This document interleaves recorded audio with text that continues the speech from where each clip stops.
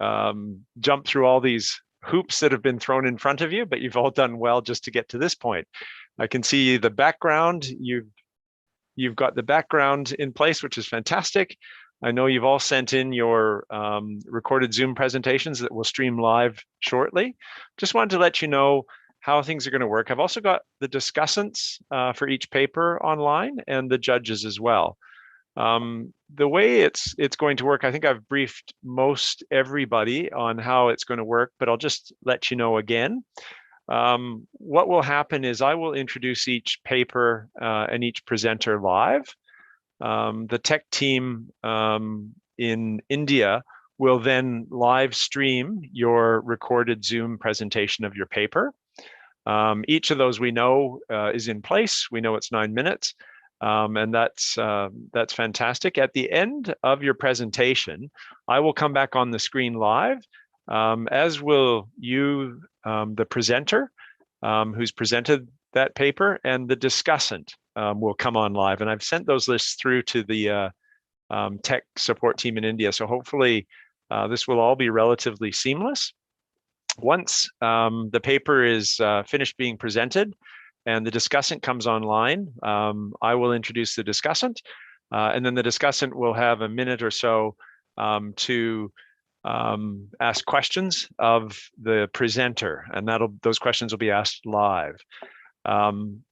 At the end of those questions, the presenter, who is again going to be on live, should then respond to those questions. If we have any questions from the audience, Mrs. Paltridge is going to be monitoring the Q&A box, and if any questions come through on there, she will feed them through and ask them of you, and if you would please respond to those as well. The Q&A for each paper will only go on for a couple of minutes at most, and then we will move on to the next paper. Does everybody understand how that's going to work? Do you have any questions about that process? No? Just one thing for Scott, just to add the Yes. tech side. Yes. Whenever you are a discussant or you are a presenter, when you're asked, kindly open your cameras and also only then unmute yourself. Rest of the time, kindly keep yourself muted, because any disturbance right away can be heard in the hall. You're all on stage. Just imagine that you're on the stage with the microphone on. So kindly mute it. And when you're a discussant, kindly open your camera, because only then you will be visible to the people in the hall. So these two things. Rest of the time, please, you can keep your camera on, off, whatever you can do. But at least when you're talking and when you're discussing things, and also the participants and the presenters, when they're asked questions, please open your camera and unmute yourself. Rest of the time, kindly keep yourself muted. That's it from my side. Yes, I think that's a really important point. As we all know on Zoom, if your mic is left on, everyone does hear it. So any other questions from presenters or discussants or judges? No, I think when everybody has joined, we can start. Yes, I think we're ready. Did we get? Oh, sorry, are you still there? Did we get Dr. Narelin online? Not yet, but I asked the team to call her. I think she will come by the time that her turn to be present. Okay. All right. Very good. Thank you very much, Asari, for chasing that up. I think, Amit, we're ready to go. So anytime you want to put us live, I can then introduce us and get things underway. We just to go over the order of presenters. There was a slight abnormality in the printed program, I think, that Emmett sent out, which had the Indian paper at the end. The Indian paper is actually number 5 on the presentation roster. And the final paper will be the Sri Lankan paper presented by Randil Dialwas. Is that correct? Right. Okay. Right. That's correct. That's right, the order. So the tech team, you just give us the count of 10 and tell us when we are live. The tech team, you can make us live now and give us a count of 10. Okay, sir.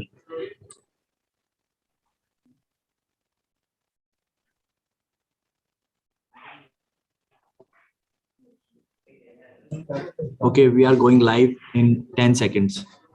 10, 9, 8, 7, 6, 5, 4, 3, 2, 1. We are live now. Hello, everybody. I'd like to welcome everybody that's been waiting patiently for the residence paper competition for the Region 16 virtual meeting this year.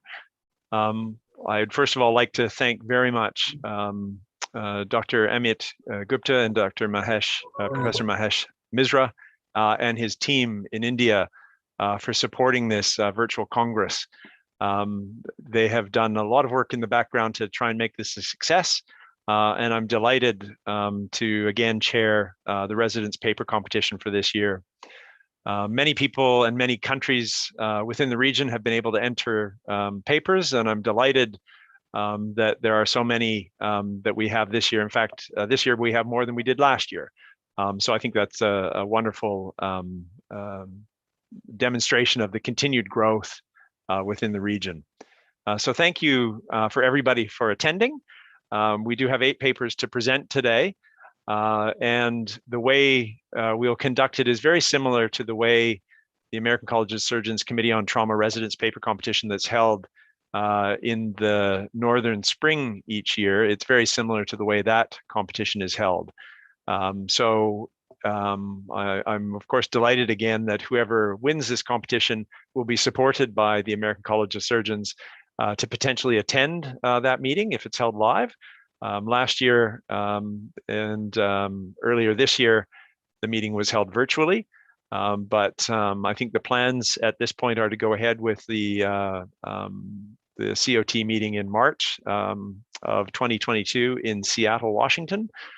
So hopefully, pandemic and travel permits and all those things pending, whoever wins this competition will be able to travel to that meeting, and if not, they'll be able to present virtually.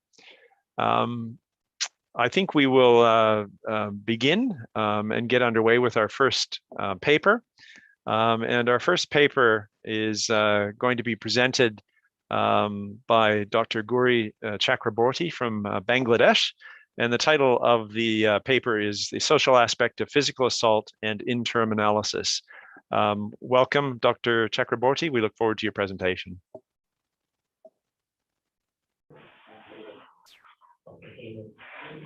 Can we start the recording of the presentation? One.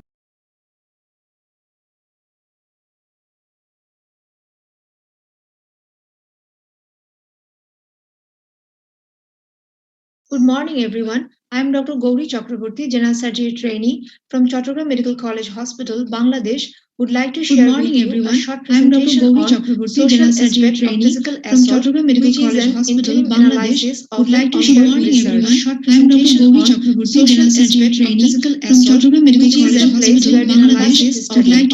So, why we have come up with this topic? As we know, injuries due to violence are widespread among the age 1 to 44 in the society, and it's a leading cause of death and disability. Physical violence often arises from particular demand or difference of social power. When we keenly looked back for the cause, we saw there are some socio-demographic variables that showed strong association to physical violence. These are the data from a different study that had been conducted in the same hospital few years back, showing pattern of injury and cause of injury. Here we can see significant percentage of people got injured due to personal dispute. Why this violence and intolerance nowadays are increasing in number, these thoughts encouraged us to go for background analysis. That's why we have prompted to go with this study to get a clearer view of socio-demographic dispersion as well as gender vulnerability of physical assault in Bangladesh. Let's begin by looking at the synopsis of this study. This observational study took place in the Department of Casualty, Chattogram Medical College Hospital, among the patients of physical assault with all age group. For the interim analysis, we collected data from March 2019 to August 2019. We took 236 samples which were interviewed and examined clinically and radiologically, and by abdominal ultrasonography as required. The answers and examination findings were recorded in a pre-designed data collection form. Prior to that, informed written consent was taken. Data were analyzed to identify the social vulnerability of physical assault in terms of type of assault, vulnerable age group, etiology, relation to literacy, area predisposition, and type of assailants. Firstly, I would like to draw your attention on this cross table on age and gender distribution, which reveals males are vulnerable at all age group. Age range vary from 10 to 49, mostly below 30 years. Let's see how they are being affected. This pie chart illustrates several modes of injuries. Among them, sharp and blunt altogether are common mode of injury, that is more than 90%. On the contrary, bullet and pellet injuries are less common, that is less than 10%, which indicates firearms are still not so available to common people in our country like the Western world. This mode of injury leads me to my next slide, that is type of injury, which depicts penetrating injuries are predominant. An interesting fact is that a significant number of patients showed no external injury, which implies they might be involved in hand-to-hand struggle. When we elaborated the pattern of penetrating injuries further, we saw vascular and deep organ injuries are quite high, that is life-threatening. On the contrary, blunt trauma caused superficial injuries mostly. Next 3 slides will highlight on the area predisposition at city, district, and divisional level. Here in Chattogram Metropolitan City, we can see Baijit Bostami is the most vulnerable area. In Chattogram District, Anwara Thana is the most vulnerable area, and in Chattogram Division, large number of cases come from Cox's Bazar District. Why these areas are more vulnerable, that observation will be discussed on later. Let's consider another aspect, that is relation to literacy. By this bar diagram, vulnerability to assault shows inverse relation with literacy. Here we can see the most people involved in assault belong to illiterate and below 10 standard group. Now we will focus on etiology. Burglary and interpersonal dispute were the significant causes. One important observation is that the number of unidentified causes were also very high. Besides this, urban and rural distribution of assault is illustrated by this bar diagram, which implies urban people mainly got affected by burglary and interpersonal dispute, where rural people become victim of land dispute and sports violence mostly. This cross table on gender distribution of causes of assault shows males are more affected by interpersonal dispute and burglary, where family dispute involved both gender equally. Next slide will exhibit the number of cases assaulted by whom through a bar diagram. Here we can see maximum victims were affected by unknown person and quite a large number were affected by neighbors and friends. From this analysis, some important observations have come up.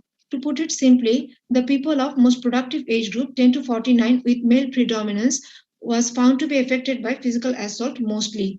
That should be a burning issue in public health because injuries come up along with physical and emotional distress, financial burden, death, lifelong disabilities, and society is also robbed of the contribution that these people could have been made by their work. Victims are mostly affected by sharp and blunt mode of injury, causing penetrating type and incise-looking wounds, which indicates that miscreants were increasingly carrying sharp weapons along with them, which is alarming. The industrial areas and relatively lower income group residential areas were most vulnerable, like the Baijit Thana and the Anwara Thana, because industrial workers and migrated people lived here. Socioeconomic instability, lack of social security, loose social bonding, lack of sense of responsibility, and low literacy rate probably made this area more vulnerable. Again, more precise research design is required to explain the causes of high rate of physical violence in district and divisional level, because this is not the only hospital to receive this sort of patients. Most minor injuries were handled by doctors locally at local areas. Inverse relation of physical violence to literacy rate may correlate the situation. From the consensus of Bangladesh 2015, we get to know that the literacy rate of Cox's Bazar and Anwara is less than 50%. Furthermore, burglary as a prominent cause of physical assault clearly indicates the inadequate maintenance of law and order situation. Another important observation is that unidentified causes of assault, in which victims were not interested to disclose due to shame, guilty feelings, or in fear of social harassment. This percentage is also very high in this study. So, this is very difficult for any law enforcing agency or social care organization to address those issues. As a result, the accused get away with impunity. So, it's very hard to prevent this type of assault. Increasing personal intolerance among the young population, family and interpersonal relationship are also required to be addressed. Males are more affected by all types of etiology, while assault and family dispute involve both gender equally. It presumes that in this socio-cultural environment and family structure, both male and female plays important role in the process of family dispute. So they earn equal vulnerability in this variable. Cautious dealing with the neighbor and unknown person seems to be beneficial in reduction of the incidence of physical assault. Despite of all the efforts, there are some limitations in the study, like this is a single center study, sample size is small, and this is an interim analysis, not a complete study. So I would like to wrap up my presentation by saying that physical assault is becoming an emerging threat to the inhabitants of the study areas. So law enforcing agencies should be more active here, and various social awareness programs should be addressed to improve the interpersonal relation and family environment. Further studies in other areas of the country should be performed in collaboration with public health community, local government, law enforcing agencies, social care organizations, healthcare providers to throw a light on the situation prevailing in rest of the country. These are some references. Thank you all for patience hearing.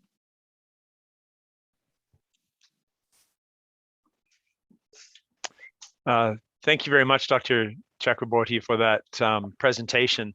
I do apologize for the inconsistencies in the recording initially. Apparently there were some gremlins in the system that created a few problems, but I think that stopped after about the first minute. So thank you again. Can I please remind the audience that the Q&A box is open. If you have any questions for any of the presenters on any of their findings, can you please put those questions into the Q&A box? And we'll hopefully get time to ask them of the presenters. I would like to invite our discussant for this paper, Dr. Kate Martin from the Royal Melbourne Hospital in Melbourne, Australia, to discuss this paper, please. Dr. Martin. Thank you, Dr. Damours, and congratulations, Dr. Chakraborty, on an excellent paper. This is a very, very important part of the work we do, so you should be commended for the efforts in dealing with what is a very difficult problem. I do have a couple of questions for you. This is a retrospective study that's predominantly looking at the prevalence of violence and injuries in this group of patients. Do you think presumably there will be a number of, or a population of patients who have not presented to hospital for care? Do you have a sense of how well the study population that you have looked at represents the population of Bangladesh as a whole? And I was just wondering if you could make a comment on that, please. Thank you, Dr. Martin. Please respond to the questions, Dr. Chakraborty. Thank you, ma'am. Thank you for nice questions. Actually, the study area that we have chosen, that is the southeastern part of the country, that is the Chattogram division. This is the one of the largest area of our country, and it is one of the largest division geographically. This is the largest division of our country. So it covers almost the southeastern part of the country, and more than 3 crore people lived here. So I think if we can study this population, then we can presume an idea, we can take an idea that what may be the situation in other parts of the country. Excellent. And to complement this this prevalence study, do you have any access to data on those patients who unfortunately die before getting to hospital? So are there any police records or police data that you can access to see if the population of patients who end up dying at that because of violence and never making it to hospital are different to the population who do make it to hospital? Some people brought the victims, brought dead in hospital, but some are not. So it's very difficult to make a comment on that, on this study. Okay then. And my final question then will be, is what will you do with this information? What will be your next step? You spoke about some social awareness and improving the tolerance between neighbours and family members, but with a very, a significantly illiterate population, have you had any thoughts on how you will use this data to help prevent further violence in the future? As because we all know, trauma prevention is becoming a major part of our trauma management program, and social awareness program plays a major role in trauma prevention. So if we can make some collaboration with the social care organizations and the religious and political leaders, local government, law enforcing agencies, and take some measures to make a policy, how to approach to those people who are illiterate and how to those who are less educated, then we can approach to them to improve their personal relationship, to improve the tolerance between them. Thank you very much, and congratulations again on a really important study. Thanks. Thank you very much, Dr. Chakraborty again, and thank you, Dr. Martin, for your questions. Mrs. Paltridge, are there any questions from the Q&A box? No, Dr. D'Amours, there's no questions. All right, we'll move on to the next paper. Thank you again. Our next presenter. Thank you, sir. Our next presenter is from Singapore, Dr. Yuen Lee Lin. And the title of the presentation is Long-Term Outcomes Following Major Trauma, Review of a Prospective Database in a Singaporean Tertiary Hospital. Welcome, Dr. Lin.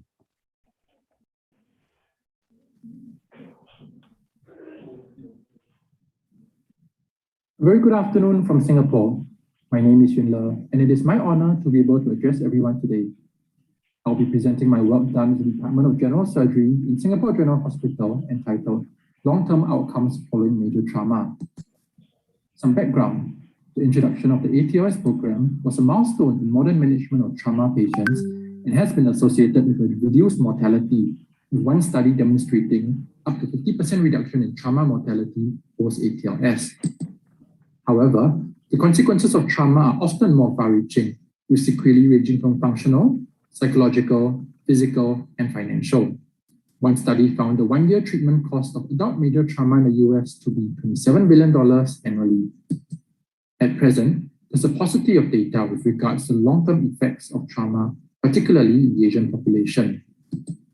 A more comprehensive understanding is needed to guide resource allocation to minimize the long-term sequelae. The aim of our study was hence to determine the long-term outcomes in patients following major trauma.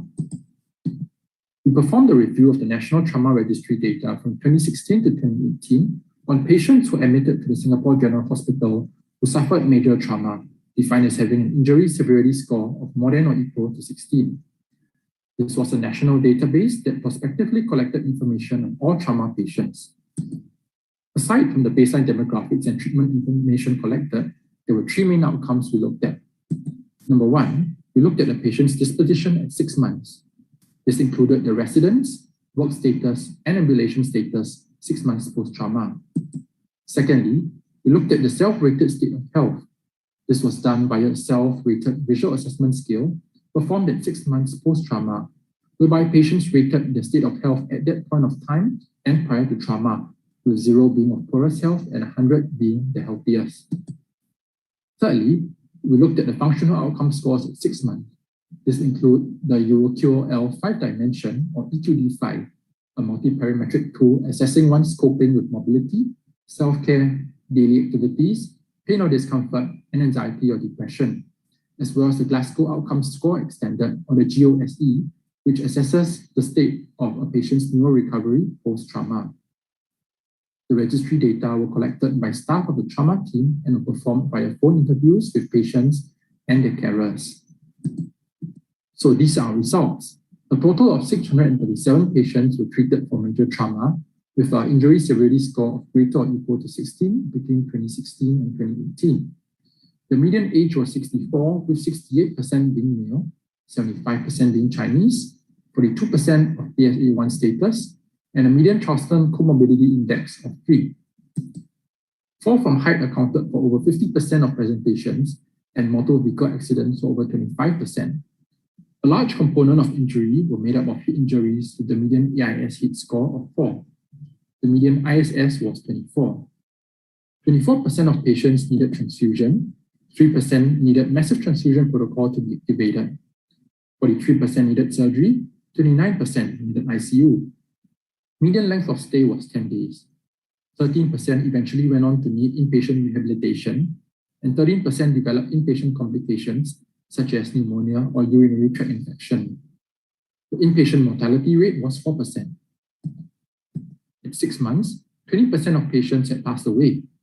Of the remaining patients, 40% were lost to follow-up for reasons that will be explained later. 60% responded to phone follow-up, amounting to 292 patients.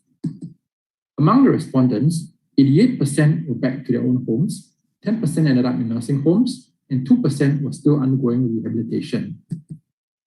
17% returned to work, 52% remained unemployed, and 31% were premorbidly not working.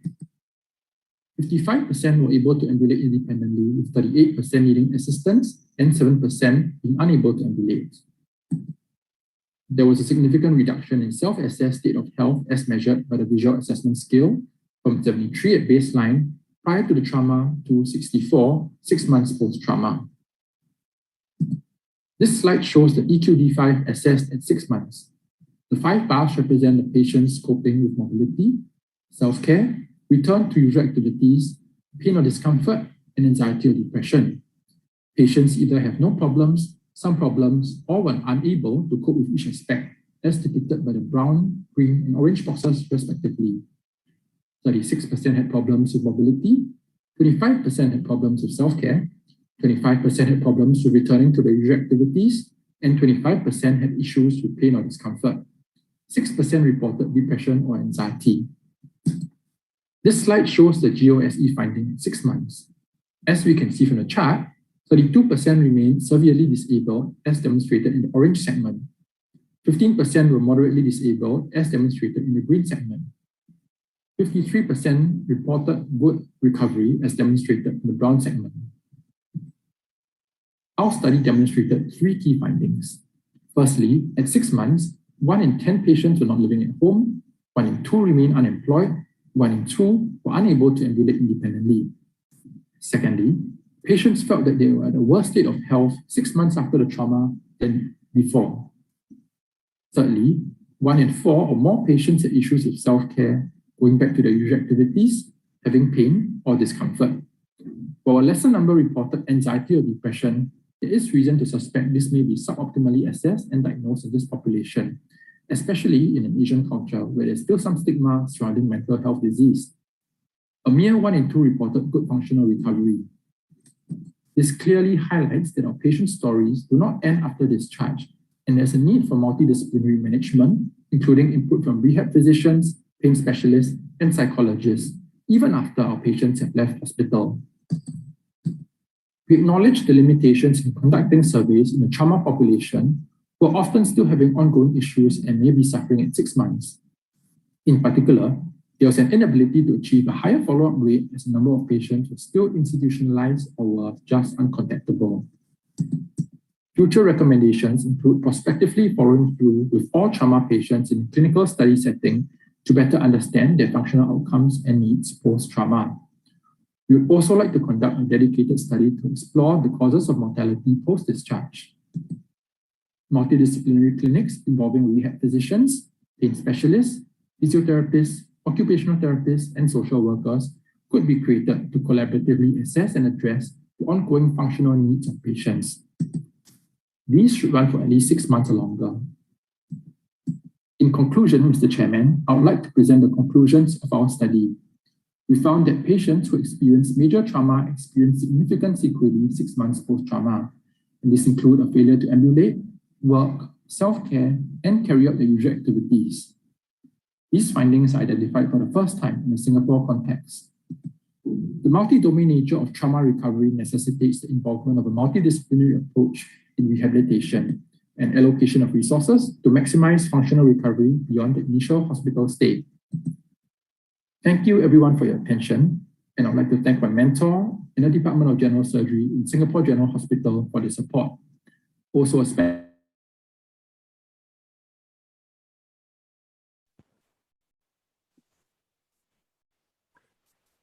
I think I missed the last little bit of that recording there when you were thanking your mentors, but thank you very much, Dr. Lin. I think I enjoyed that paper, and it's an area that many people have difficulty with in terms of long-term follow-up. So congratulations on trying to provide some of that information. I'd like to invite our discussant for this paper, Dr. Sushma Sagar, who is a professor and division in charge, Division of Trauma Surgery and Critical Care, JPN Apex Trauma Center, All India Institute of Medical Science in New Delhi. Welcome, Dr. Sagar. Thank you, Scott. Thank you for the kind words. Dr. Jim Lin, you have presented a wonderful paper, and you have touched a topic which most of the time trauma centers and the faculty and the residents over there are busy treating patients and forget this part of the registry and the analysis of this registry. I just want to know from you that does your hospital cater to all kind of emergencies, or is it mainly the head injury patients? This is my first question. Thank you, Dr. Sushma, for your comments. So yes, our center is a tertiary hospital, and it's a trauma center, so it caters to all forms of trauma, regardless of etiology. Okay. Because what I have seen in your paper that most of the patients have come from fall from height, and majorly your patients includes head injury patients. So the problem with the head injury patients is more in their long-term outcomes. The rehabilitation part is more so.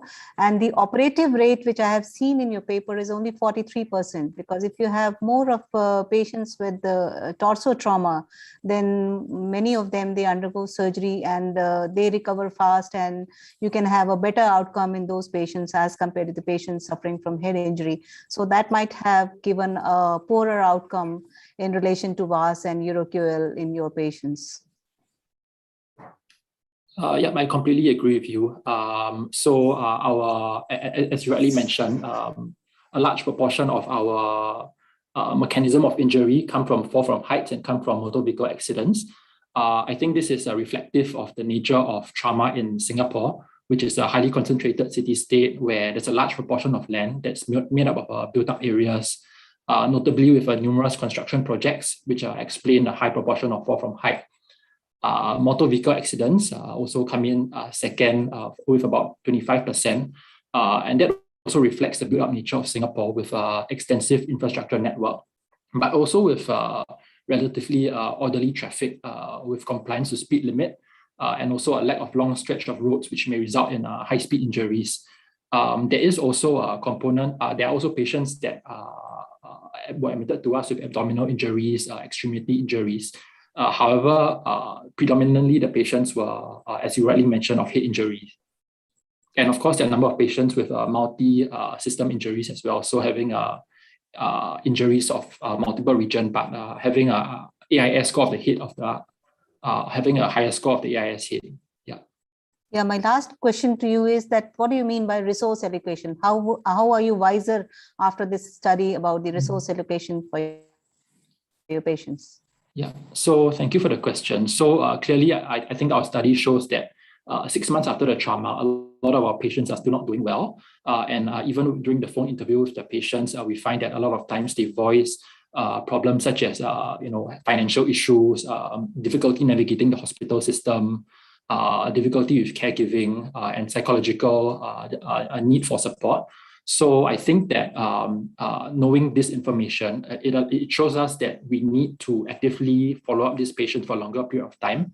And as mentioned in the discussion, I think that it will be good to have a multidisciplinary clinic, which is of a combined setting where the carers and the attender and the patients can attend the clinic, where on the health provider side, we have surgeons, rehab physicians, allied health therapists, social workers, psychologists, and pain specialists who can perhaps come together and work out the needs of these patients so that we can tailor the treatment plans to their need. And in this way, we make sure the care we give is rounded, whether it's their financial needs, whether it's their caregiving needs, whether it's their psychological needs or pain, or whether it's functional needs like having more physiotherapy and how do we get that, and whether they can pay for these services. I think that it shows that we need to have a very concrete plan and a very cohesive plan. It's not just of any discipline, but of an entire system that we can provide to our patients. Yeah.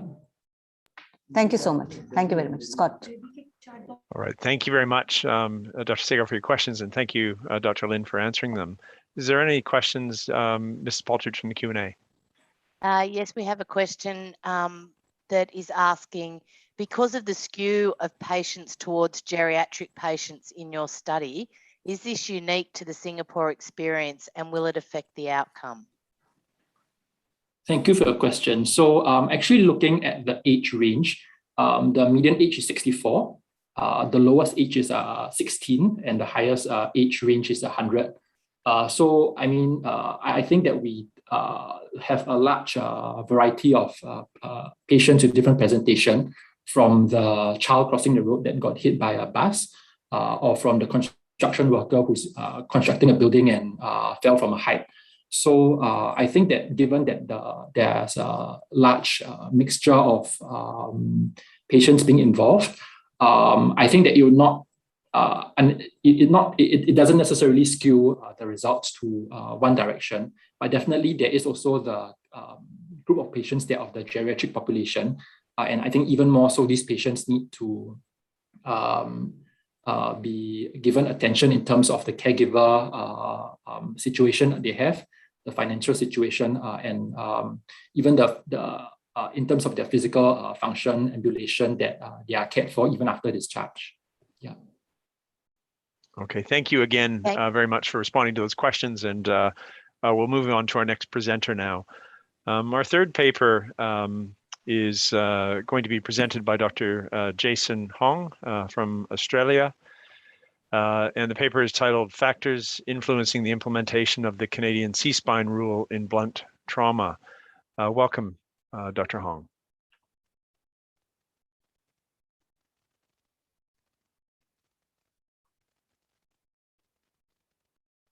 I'd firstly like to thank the organising committee for allowing the opportunity to present. My name is Dr. Jason Hong, one of the general surgery registrars from Box Hill Hospital as part of Eastern Health in Melbourne, Australia. Our project was on the factors influencing the implementation of the Canadian C-Spine Rule in blunt trauma. This was a collaborative project between the Departments of Surgery, Emergency Medicine and Medical Imaging, and I'd like to thank a range of people who helped to assist in this project. Clinically significant cervical spine injuries occur in approximately 1 to 3% of stable blunt trauma patients, and missing these injuries can have devastating consequences for patients.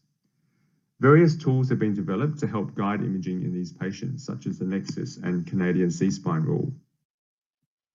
We noted at our institution that scanning rates have been increasing, so a pilot study was performed and previously presented involving over 900 trauma patients, where we implemented an evidence-based tool, the Canadian C-Spine Rule, and we found that we reduced the number of cervical spine scans being performed by over 30% without compromising patient safety, with a sensitivity of over 97% and an injury detection rate of 5%. So our aim was to review the use of this newly implemented tool and to address areas of improvement. We wanted to know how many unnecessary scans were actually being performed, whether we were using the tool correctly, whether we were actually applying the tool whenever we saw a patient with a suspected neck injury, the impact on patients for incorrect use, whether there was a difference in time of presentation and our documentation rates. So this was a retrospective study of over 900 trauma presentations to Box Hill Hospital over a 12-month period. We audited the form, which was the Canadian C-Spine Rule tool, which was filled out at time of patient assessment and then we reviewed the medical records of all patients to determine the appropriate use of the tool. The flow diagram on the right outlines our study population. We started with over 1,000 patients, and 103 were excluded as non-trauma patients, leaving over 900 trauma patients. About half of these required scanning and half of them didn't. And of the patients that didn't, some still went on to have scans done. This is the Canadian C-spine rule flow diagram on the right. And I won't go into great detail for the interest of time, but suffice to say, there are 3 high-risk factors, 5 low-risk factors, and a clinical assessment which guides imaging. There is also inclusion and exclusion criteria, which are included in the top of this flow diagram. In terms of the results, we found 44 out of 423 patients, or approximately 10.5%, unnecessarily received a CT C-spine. And these patients subsequently did not have a cervical spine injury identified. We found that 1 or more of the low risk criteria had not been followed. As you can see in the pie chart, over half of these patients actually had an absence of C-spine pain, and a large percentage were ambulatory at any time. We audited adherence based on time of presentation, and overnight it was lower at 80% compared to during the day at over 90%, and this was statistically significant. We wanted the rule to be used 100% of the time, but as you can see in this table, clinicians are still not using the rule. And even if they are using the rule, there are still unnecessary scans being performed. And we found more unnecessary scans were being performed overnight compared to during the day. We audited time in collar before clearance, and as you can see in the bar graph on the left, if a scan was not required based on the rule, as expected, these patients were in collars for only 1.1 hours. If a scan was required based on the rule, these patients were in collars for 5.7 hours. However, for the patients who received an unnecessary scan, these patients were in a collar unnecessarily for an average of 4.8 hours. And you can see on the pie chart on the right that a quarter of these patients who received an unnecessary scan were actually in collars for 6 to 8+ hours. We audited time in collar until assessment, whether that be applied by the paramedics or the ambulance staff versus the emergency staff. As you can see from the table, time increased overnight compared to during the day, and coupled with the previous slide showing an average of 4.8 hours unnecessarily in a collar for those patients, this leads to increased complications and increased patient discomfort. We also audited our documentation rates, and this is an area that we could improve upon. So there seems to be a lower uptake and increased rate of incorrect application of the rule overnight compared to during the day. There could be a number of reasons for this. There are usually fewer staff on overnight compared to during the day, and this can lead to increased pressures to see patients in a timely manner. There could be fewer senior clinicians overnight to ask for advice. Focus groups are required to further explore the reasons behind this. Education will be key, in particular to night staff, to increase awareness and to decrease the rate of unnecessary scanning. Integration into our already pre-existing electronic medical records is an exciting prospect, and work is underway, as well as having pop-ups and reminders to prompt clinicians when seeing suspected neck injury patients to help guide imaging. Some of the limitations of this study include its retrospective nature, the fact that it was a single centre study, and it was assumed that the Canadian C-spine rule tool wasn't used if the audit form wasn't completed. So in conclusion, the Canadian C-spine rule tool has rationalised scans and reduced overall scans being performed without compromising patient safety. However, there are still unnecessary scans being performed at about 10.5%. Some of the areas to improve include closer scrutiny of the Canadian C-spine rule, reducing nighttime unnecessary scanning, and better documentation. And we can do this through education and integration into our pre-existing system.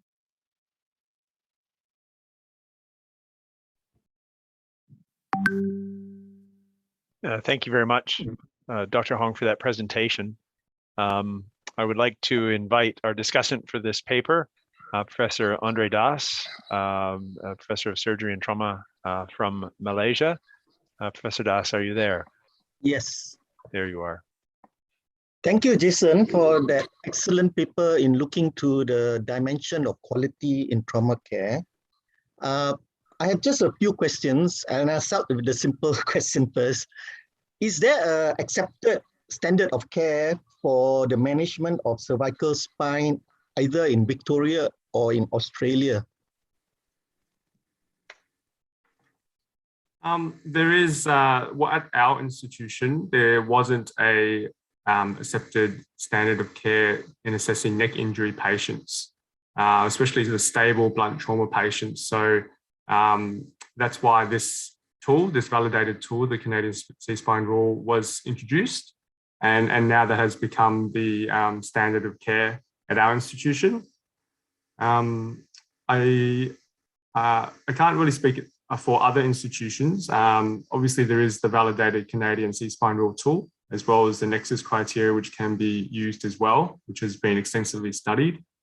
So these two tools I know are used in clinical practice, but I'm not sure if they're the standard of care in other institutions.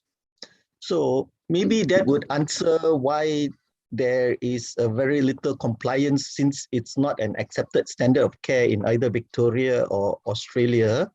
And have you thought of any strategy to address this point if that is the case? I can't speak for other hospitals and other systems, but I can speak for, I guess, our institution. We know that there wasn't a standardized method of assessing neck injury patients. And then we noticed our scanning rates were increasing, and it was unsustainable to have the scanning rates increase with increasing costs. So we needed a way to try to minimize the scan rates, but still have a highly sensitive tool, because obviously we didn't want to miss any clinically significant neck injuries. So so therefore this tool was introduced, and that was one of the impetuses to introduce this tool was because of that, and it was it's been validated as the original tool, 100% sensitive. So maybe you could engage the College of Surgeons to maybe push this forward from your study. Is that an option? Definitely, yeah. So I mean, we've shown it to be a highly effective tool, and well implemented and very safe for patients. So definitely, yeah, worthwhile. We could look into that and have it implemented at other centres, smaller centres, as well as I'm sure the major trauma centres are using this as well. Just a short question. Was there any required, in the group that required scanning, were there any patients that were not scanned? On the other hand, now we are looking at patients who did not require scanning but were scanned instead. But I think more importantly, were there any patients who required scanning but were not scanned? So patients who required scanning and were not scanned. We looked thoroughly through those 900 patients, and so the patients that had the rule applied and they required scanning, they went on to have scans done. So yeah, so it was. So there was none left out. Okay, thank you, Dr. Jason, and back to you, Scott. Thank you. Professor Das. Thank you very much, Andre. Mrs. Paltridge, are there any questions in the Q&A box or the chat box for Dr. No, Hong? there are no questions for Dr. Hong. Okay, we'll move on to the next paper then. Thank you. Thank you again, Dr. Hong, for your presentation. Our next presenter is Dr. Zen Quang Gu from Malaysia. And the title of the paper is Reduction of the Duration of Mechanical Ventilation Using the Trachea Score to Guide Early Tracheostomy in Neurological Cases. Are you there, Dr. Gu?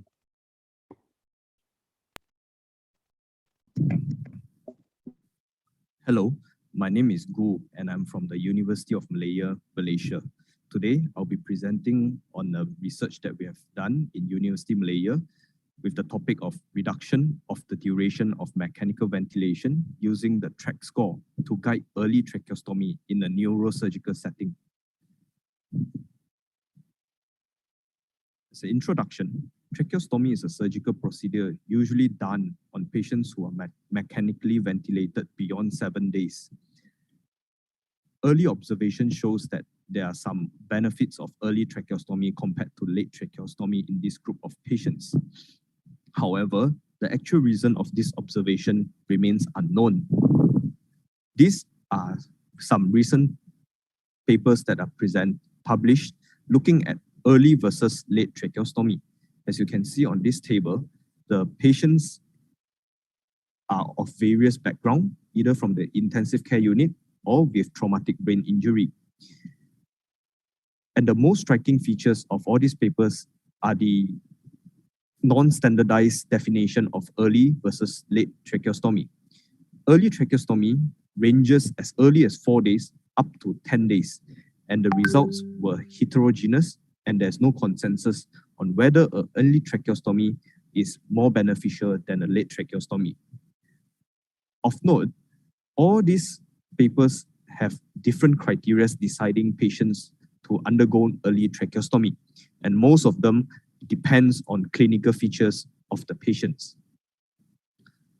Tracheostomy score or TRACH score is a score that utilizes patients' clinical parameters and radiological parameters to predict their likelihood of prolonged ventilation. This is the formula for TRACH score. It has a sensitivity of 94% and positive predictive value up to 83%. To illustrate TRACH score better, this case scenario further explain it. So let's say we have a young patient who had a motor vehicle accident, came in with a GCS of E2, V2, and M4, has a subdural hemorrhage with a midline shift of 11 millimeter. The TRACH score would be 3 is the constant, and the midline shift of 11 mm give 3 points in the second component, and we'll minus off the total Glasgow Coma scale divided by 2. And this patient has a TRACH score of 2. If you look at the graph on your right-hand side, a TRACH score of 2 can predict the likelihood of prolonged mechanical ventilation up to 90%. So our clinical question for this study is, would performing an early tracheostomy have a shorter days of total mechanical ventilation post-tracheostomy in a neurosurgical setting? This is a single-centered randomized controlled trial. A sample size of 17 in each arm were calculated using a moderate effect size. And this study is approved by the University Malaya Medical Research Ethics Committee. This is the approval ID. The study was conducted from July 2019 to July 2021. The patients who presented at 48 hours of presentation, the TRACH score of the patients were calculated. Patients who have TRACH score of 2 or more were included once we obtained the consent from next of kin. The patients who were unlikely to survive based on their presentation had cardiac arrest on arrival, had coagulopathy enough to contraindicate a tracheostomy, had upper airway obstruction required immediate tracheostomy were excluded from the study. Enough time were given to the next of kin to think and give consent, and the pros and cons of tracheostomy were explained to the patient's next of kin. There were 3 next of kins who refused tracheostomy, and all patients undergone a stratified randomization into a 1-to-1 ratio to either early group or the standard tracheostomy group. Early group would have their tracheostomy performed before day 7 of mechanical ventilation, and the standard group will have their tracheostomy performed at day 7 or after day 7 of mechanical ventilation. We have excluded 2 patients because they were extubated prior to the tracheostomy. The statistical analysis were performed and the appropriate tests were used, namely chi-square test and independent t-test. A p-value of less than 0.05 were considered as statistically significant. These were our results. Looking at the early and standard group of patients, there were no statistical difference in terms of their age, their gender, ASA score, and body mass index. When we look at the stratified randomization, they were equally randomized into both groups, be it their intracranial pathology is traumatic brain injury or intracranial hemorrhage. Their septum pellucidum shift and the largest blood clot diameter were not statistically different as well in both groups. The mean tract score was similar in both groups, and the GCS on the days of tracheostomy were same in both groups. When looking at the outcome, there was a statistically significant difference in the days of ventilation post-tracheostomy. In the early group, the patients were ventilated on an average of 11.9 days, where the standard group were ventilated on an average of 18.9 days. Of note, it's also important to notice that these patients were actually ventilated for more than 14 days in total. However, when we look at the total days of ICU stay and total days of hospital stay, there were no statistical significance difference in both groups. Our studies has a few limitations. As this is a single center study, it's difficult for us to generalize the findings to other centers. There were no long-term results from our studies, and we found it difficult to obtain the consent from the next of kin at the first instance. However, with adequate time and proper explanation to the next of kin, usually they will agree to performing a tracheostomy on patients who likely require prolonged ventilation. The strength of the study, we use an objective tool to predict prolonged ventilation, and we were able to reduce the ICU utilization, which may be helpful during this COVID-19 pandemic. So conclusion, early tracheostomy is associated with a shorter duration of mechanical ventilation in a neurosurgical intensive care unit setting. We were able to reduce the total days of mechanical ventilations up to 7 days, with a 37% reduction in the patients who underwent early tracheostomy. With that, thank you. Thank you very much, Dr. Gu, for that presentation. I think we have Professor Macalino here. Professor Joel Macalino is a professor of surgery, division head, surgical critical care, and head of trauma and critical care, Philippines General Hospital. Welcome, Professor Macalino. Thank you very much, Scott. So good afternoon, Dr. Gu. I have a few questions. Anyway, I really enjoyed reading your paper because I was interested.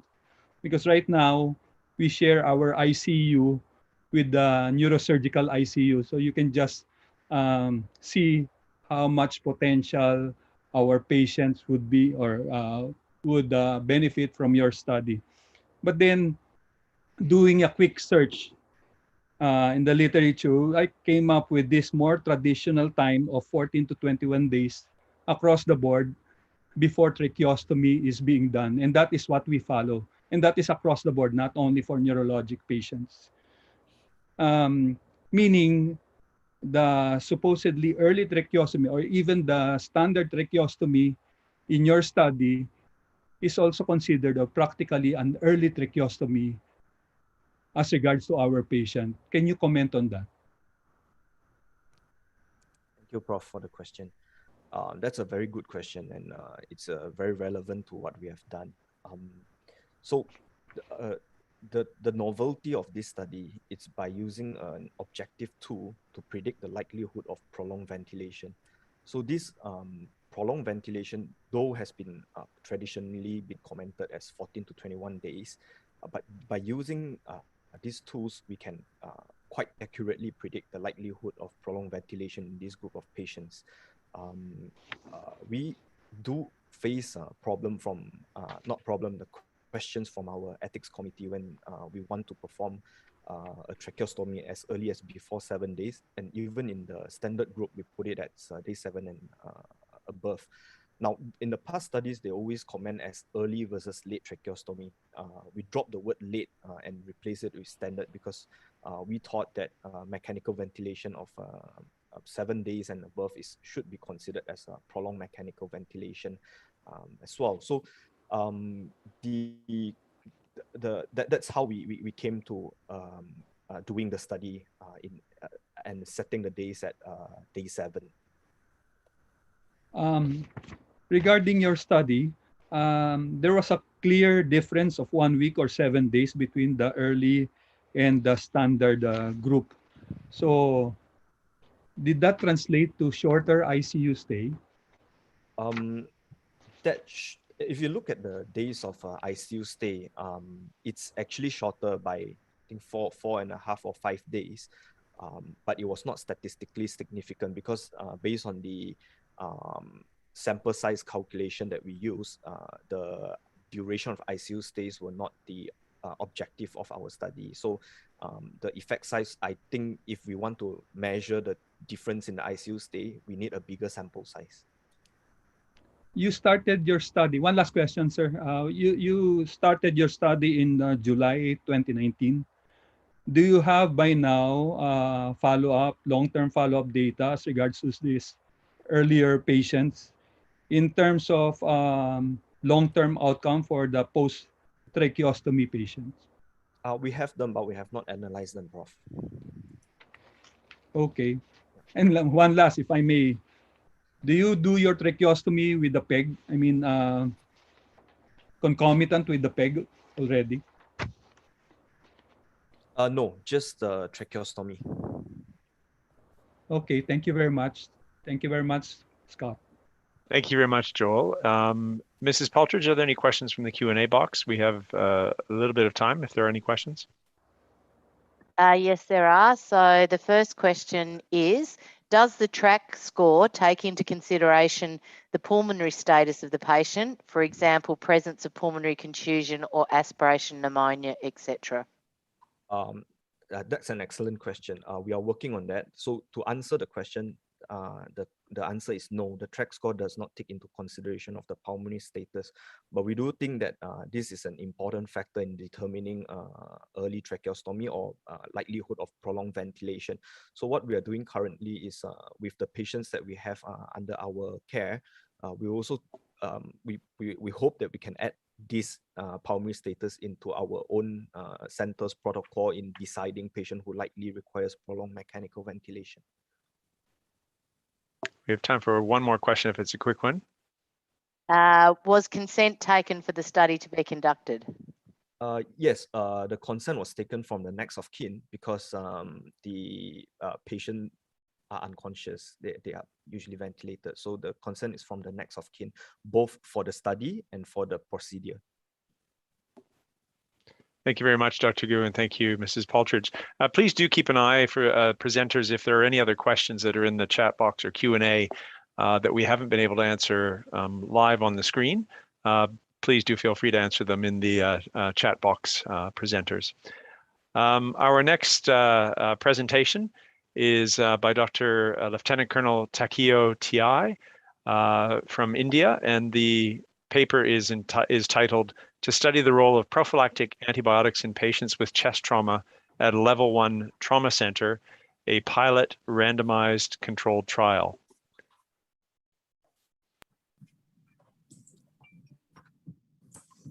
Good afternoon, everyone. I'm Dr. Takeo Ti, Senior Resident, Division of Trauma Surgery and Critical Care, JPN ATC, AIIMS, New Delhi. I'll present my research paper titled Role of prophylactic antibiotics in patients with chest trauma at a level 1 trauma center, a randomized controlled trial.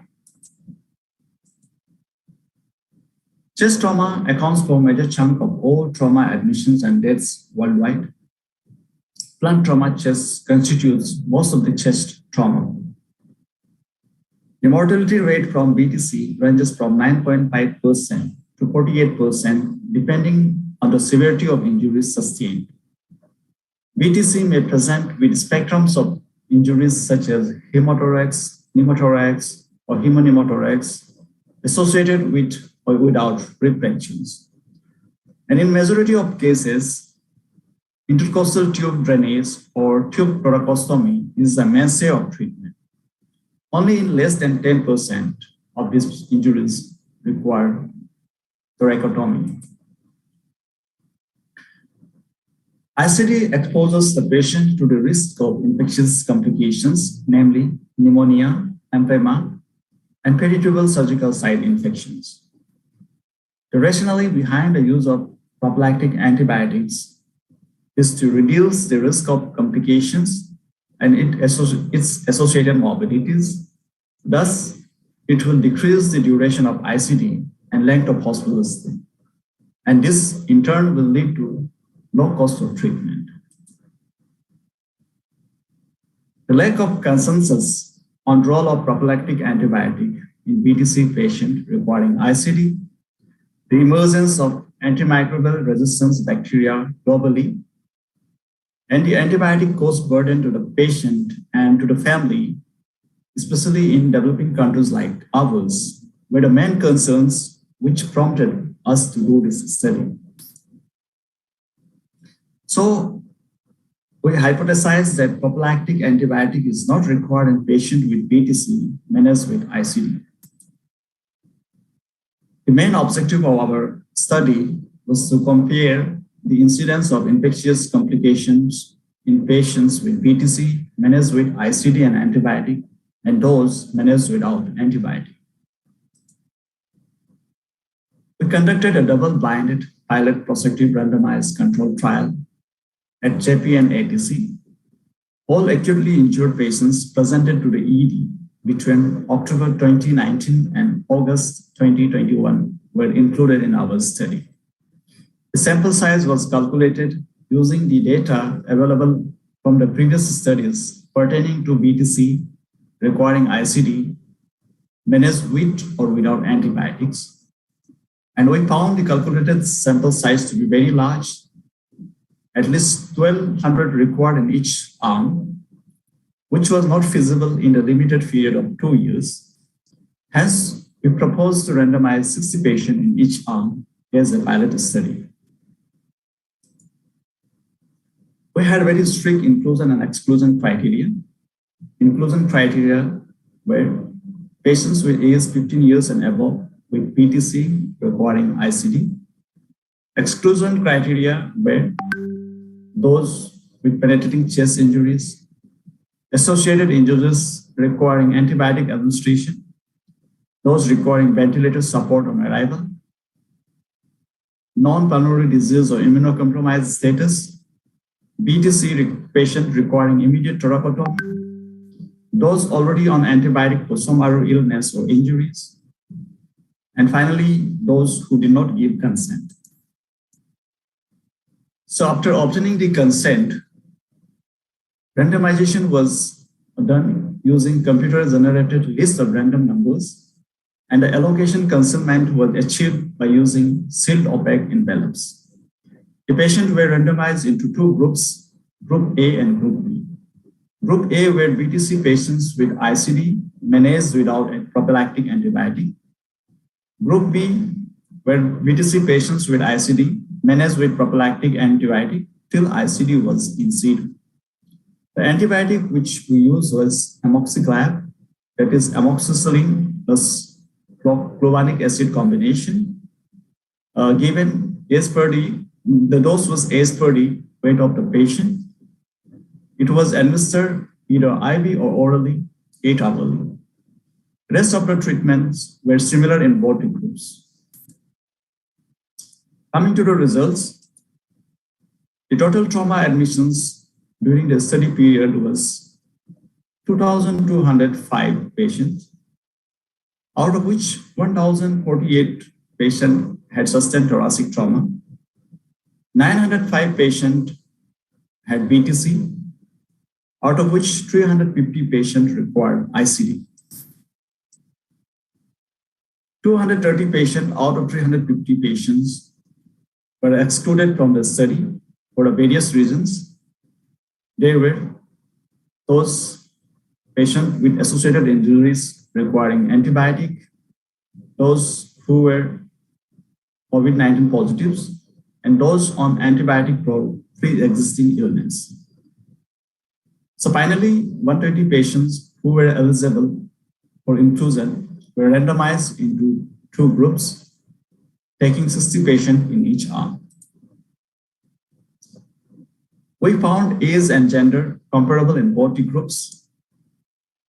The most common mechanism of injury in our study was RTI, followed by fall. The mechanism of injury, the mean ISS, mean NISS, and the mean TTSS, that is thoracic trauma severity score, were comparable in both the groups. Coming to chest complications, the overall complications were seen in 12 patients, 7 in no antibiotic group, and 5 in antibiotic group. The overall complication rate was comparable in both the groups. There was only 1 infectious complication, that too in antibiotic group, whereas none in no antibiotic group. The infectious complication rate was comparable in both the groups. The non-infectious complications were seen in 11 patients, 7 in no antibiotic group, 4 in antibiotic group. Similarly, non-infectious complication rate was comparable in both the groups. The duration of ICD and length of hospital stay were also comparable in both the groups.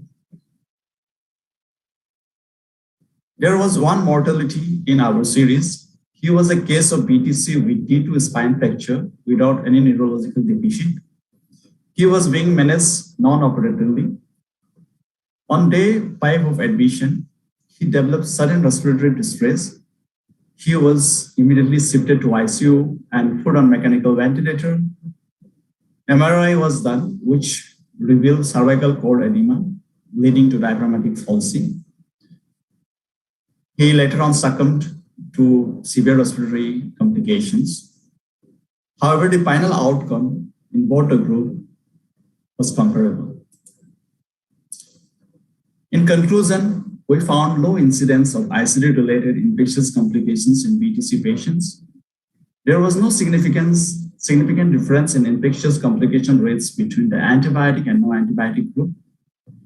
Definitive role of prophylactic antibiotic in reducing the infectious complications in BTC requiring ICD could not be established, and the prophylactic antibiotic therapy did not affect the duration of ICD, length of hospital stay, and final outcome of the patient. Hence, our recommendation was that overall ICD-related infectious complications in patients with BTC are rare. Use of prophylactic antibiotic is not required in BTC patients with ICD. However, we recommend a multi-center RCT with large sample size may be conducted to validate it further. We acknowledge our limitations in this study. 1, it was a pilot study with a small sample size. And secondly, the study was undertaken within a single specialized trauma center. Thank you very much.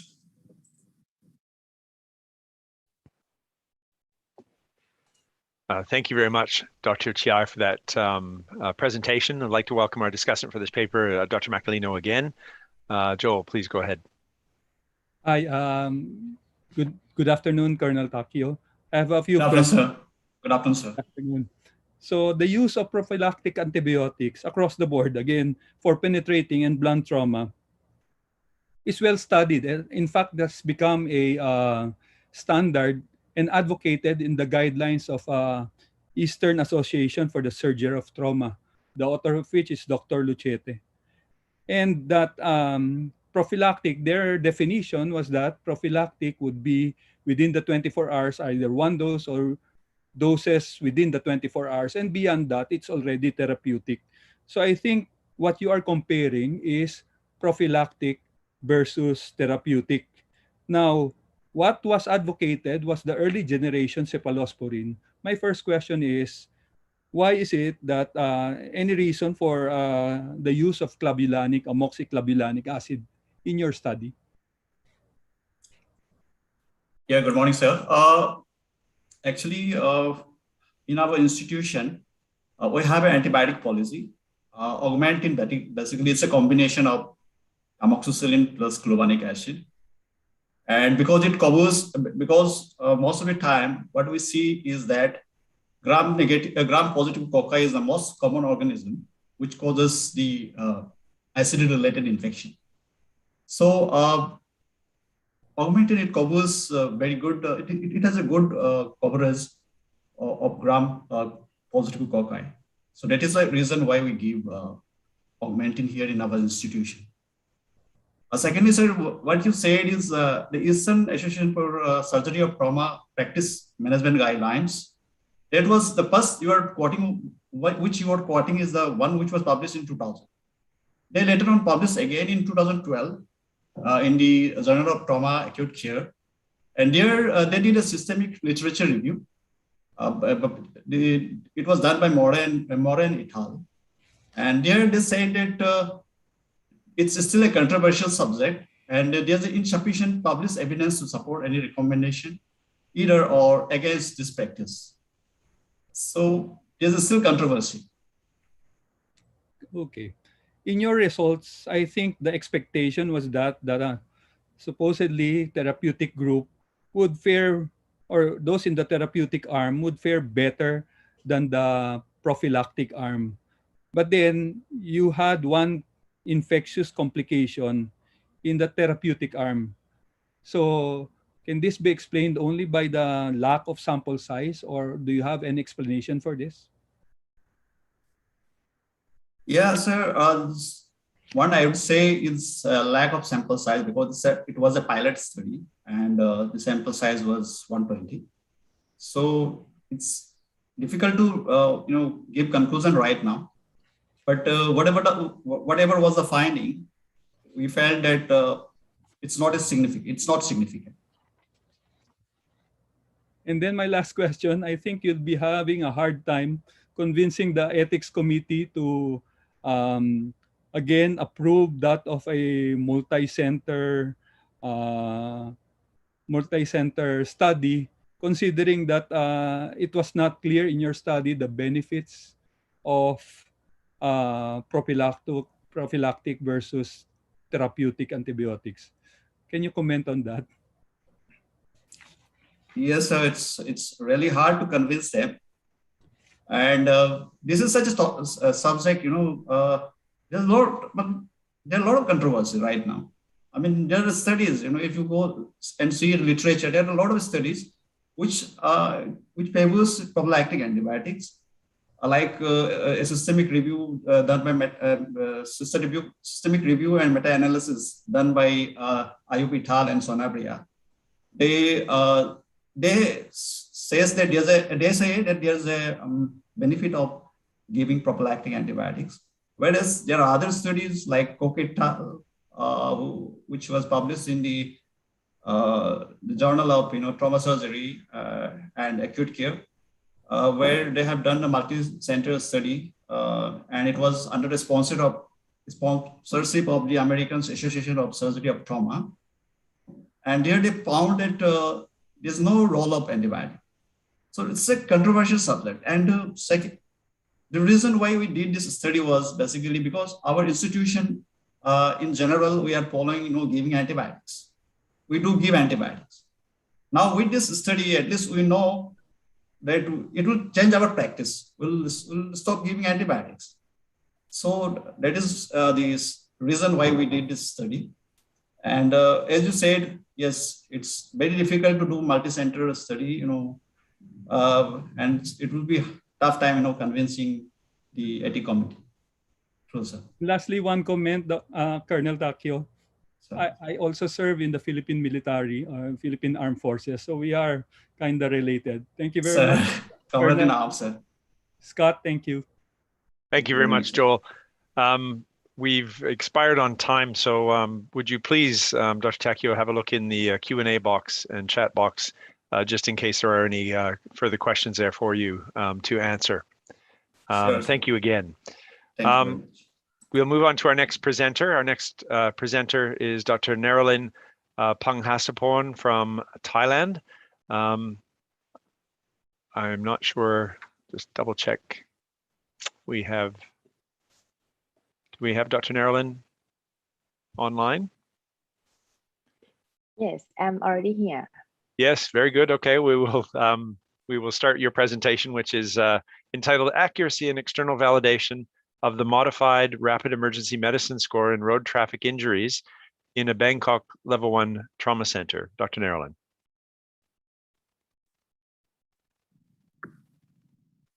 Good afternoon, everyone. My name is Neralyn Panghasaporn from Nawamintara University, Bangkok, Thailand.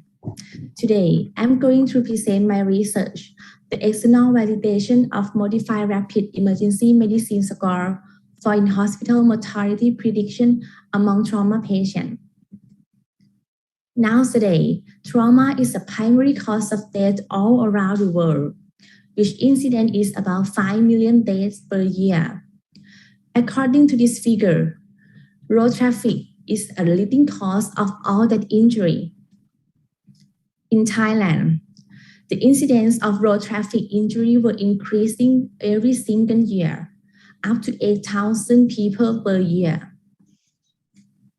So, many trauma score was developed to predict the mortality rate in trauma patients.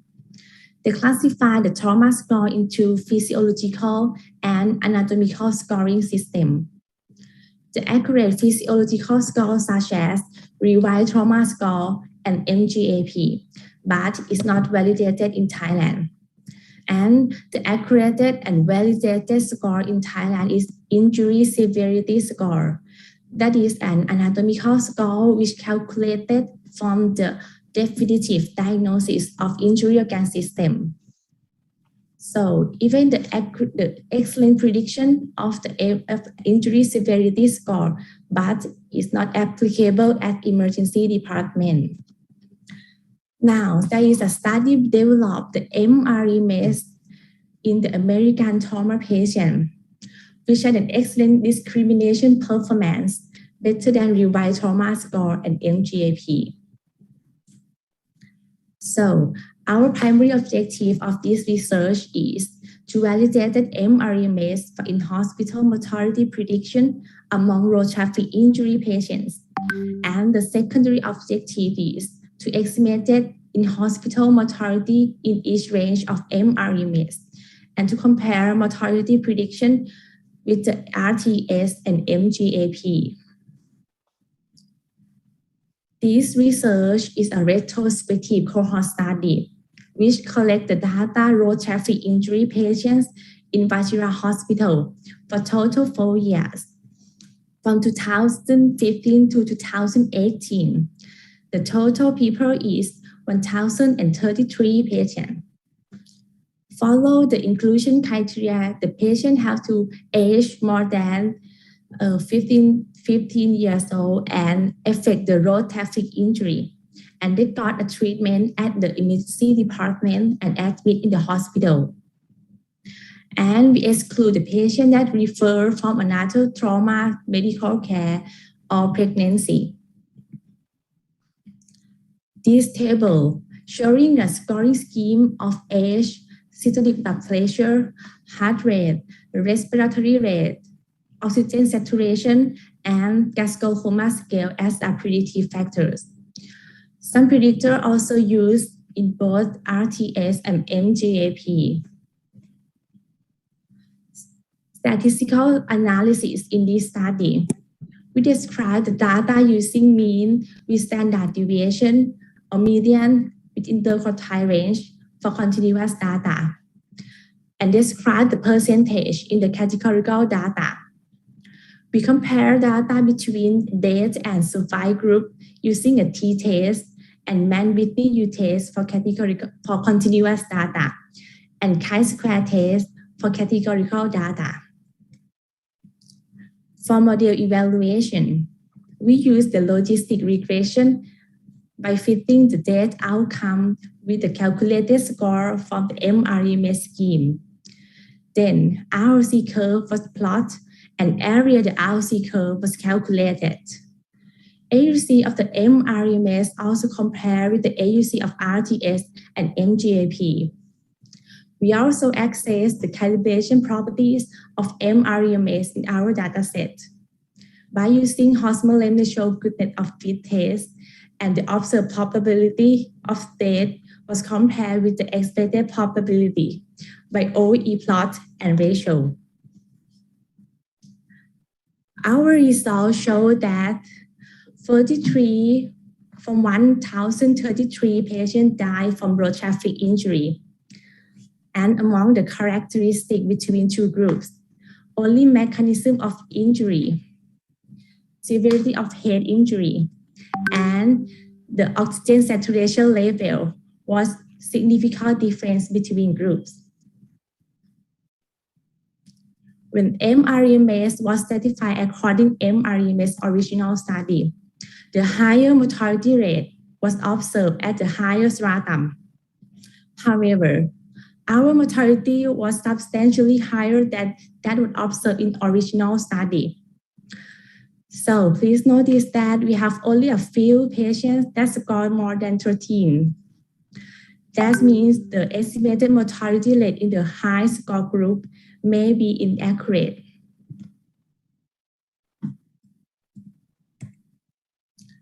This figure demonstrates the ROC curve and the area under the curve of three scoring, including MREMS, RTS, and MGAP. And the area under the ROC curve of MREMS represent the outstanding predictive performance than RTS and MGAP. While the statistical significance between the AUC of MREMS and RTS was observed, but no AUC difference was indicated between MREMS and MGAP.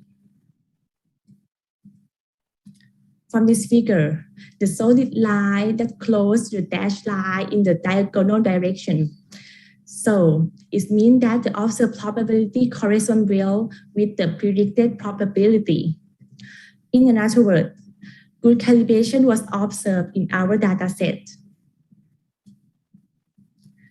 So our research have a strange point is this is the first externally validation of MREMS and the first physiological score officially validated in Thailand. This score was validated in road traffic injury, which is a major health problem in Thailand. And the limitation, there are few patients in higher score more than 13, so the observed mortality rate may not accurate in this group. And finally, this study conducted in a single center, which have different characteristics from other trauma center in Thailand. So before implement this score in our country, further study should be conducted in other trauma center. The summary of this research is the MREMS is the excellent model for predicting in-hospital mortality rate of road traffic injury. And after MREMS had been externally validated in Thailand with an excellent result, this score could be used in our setting. Thank you for your attention.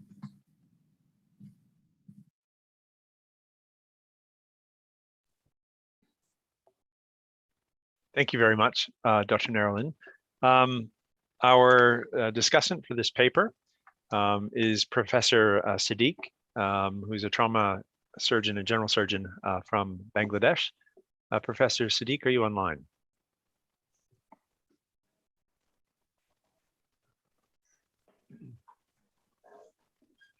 Yes, can you hear me? Yes, Scott? we can. Please go ahead. Well, thank you, Dr. Narilin Pujagal, for an excellent presentation. You have gone through the study of the validation of this modified rapid emergency medicine score. So why did you choose this score only for the patients with road traffic accidents? Because in our country, in Thailand, the road traffic is a leading cause of all injury, especially in a motorcycle or the motor vehicle. Well, fine. Is it applicable for the patients with trauma due to other mechanisms of injury? Pardon again, please. Is it applicable for injuries due to other mechanisms apart from this road traffic accident? We collect. I want to mean that is it applicable for other types of injuries, other mechanisms of injuries apart from road traffic accident? For my research, is applied only in road traffic injury because we collect only the road traffic injury patients, but we not yet collect or apply to another mechanism. Well, thank you very much. Then you have excluded the patients who have pregnancy, isn't that? The exclusion pregnancy? Yes, you have excluded the patients who are pregnant. Why did you exclude these patients with pregnancy in this study? Because it's maybe some vital signs that we got the parameter such as a heart rate that is maybe falls higher than the normal patients. I think it's maybe a false, maybe falls higher more than normal patient. So we exclude the pregnancy. And there is another factor such as have a baby or a limitation on resuscitation in pregnancy. Well, thank you very much. Thank you, Scott. Thank you. Thank you, Professor Siddique. Mrs. Paltridge, are there any questions on the chat or Q&A?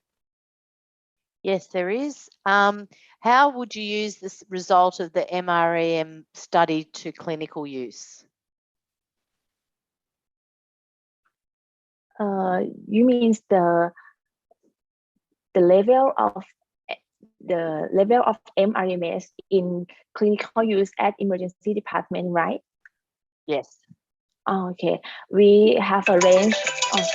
We have a range of score that will represent the higher score will be predict the higher mortality rate for in hospital.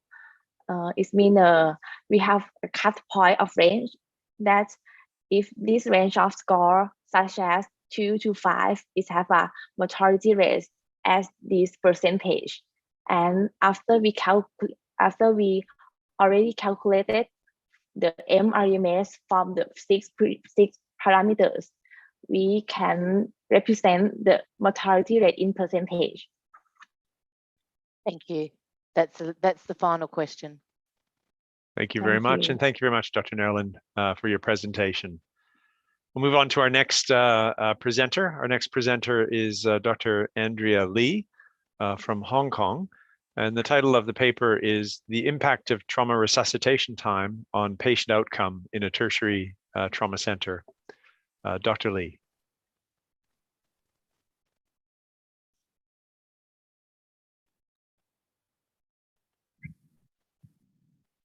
Good afternoon. I'm Andrea from Queen Mary Hospital of Hong Kong.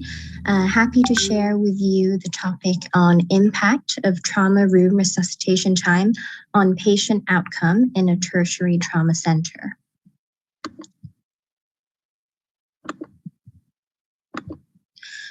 So in Hong Kong, 5% of mortalities are due to trauma. Even with all of the traffic and congestion here, a significant number of motor vehicle collisions still occur. Establishment of a trauma system is crucial to provide high quality care to these victims. And in Hong Kong, the primary trauma diversion system was set up in 2003, allowing any patient that fulfilled the trauma activation criteria to be directly diverted to 5 designated trauma centers around the island for immediate management. And this has successfully led to a lower mortality rate ever since. Trauma care is complex, and so in order to optimize the process, many hospitals like ours have standard operating procedures specifying which personnel of what qualifications need to attend trauma call, the roles of each person's other trauma protocols, etc. Of course, we have the ATLS guidelines and training courses to teach and validate skill sets. A trauma center's quality needs to be continually evaluated, and this is done via trauma audit programs looking at outcomes such as trauma deaths, lengths of stay. Also, an important quality indicator is time. Time to intervention, time spent in the trauma rooms.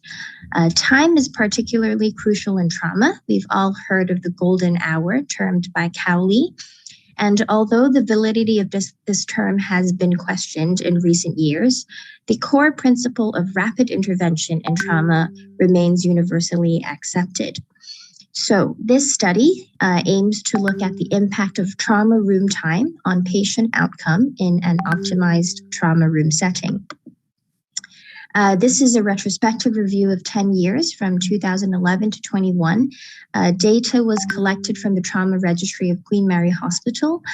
Patients who fulfilled the trauma activation criteria, who were admitted to the hospital after trauma room care, and who had available ISS score after prospective data collection by a certified clinical assistant were included in the study. Exclusion criteria included pediatric patients of neonatal age, those with a severe head injury, those who failed CPR, and those who were transferred in and had already received initial management at an external hospital. So we had 969 patients in total. Patients were divided into 2 groups according to their injury severity score.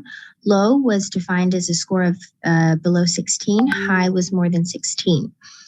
So we had 500 patients in the low group, 460 in the high group, and then they were further subgrouped into short and long according to the resuscitation time.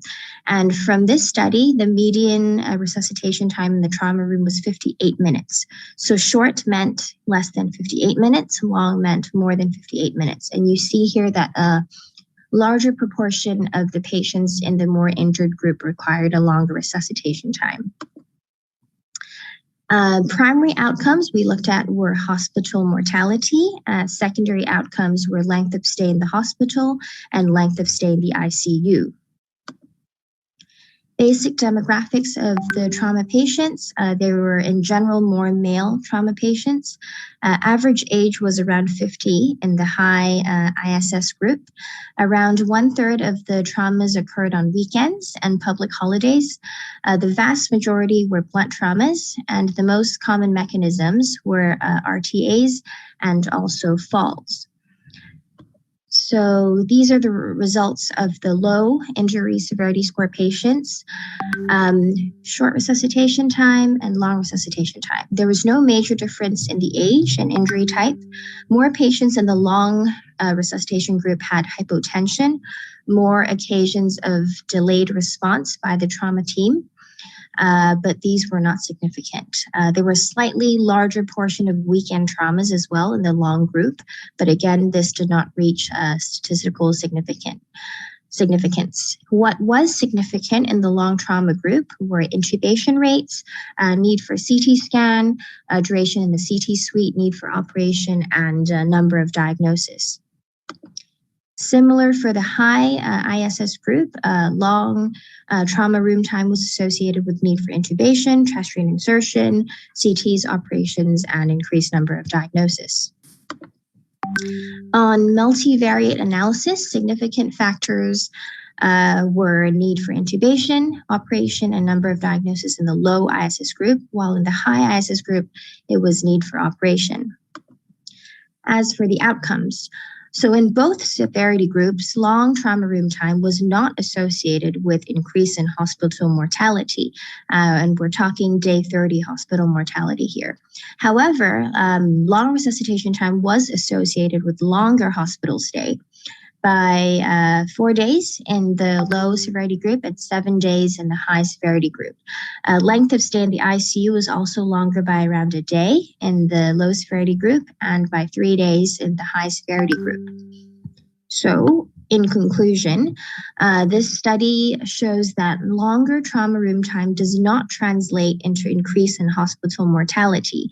However, it is associated with increase in length of stay and also with an increased number of diagnoses and increased number of procedural interventions such as intubation and operation. Hence, trauma room time may not be an accurate marker for quality of trauma care. On the other hand, a longer trauma room time rather than a reflection of poor trauma care may be more reflective of the complexity of the clinical condition, which in turn requires more diagnostic workup and intervention. Also, we do have in Hong Kong an older population in this locality. And as we've seen in the previous demographics table, our average trauma age for the high injury severity score is 50 plus years old. This is higher than the general trauma age.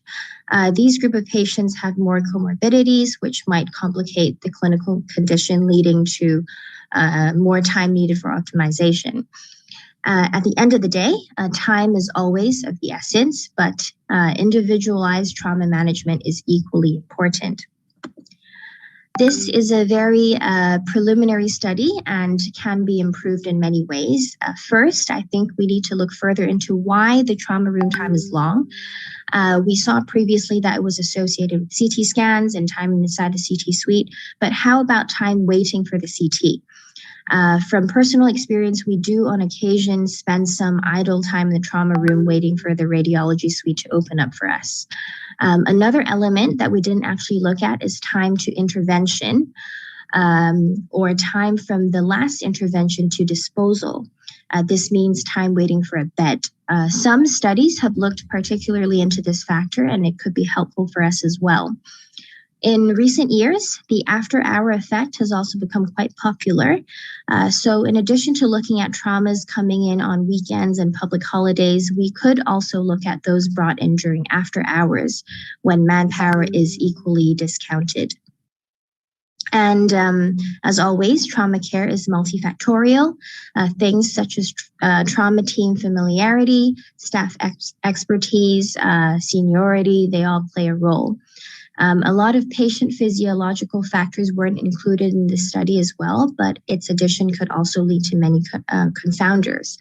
One more thing to improve is consideration of using the RISC-2 score, which has been proven to be even more superior than the TRIS score for this purpose. However, the RISC score required extra variables, and some of our earlier data wasn't complete in this aspect, so RISC wasn't used in this study.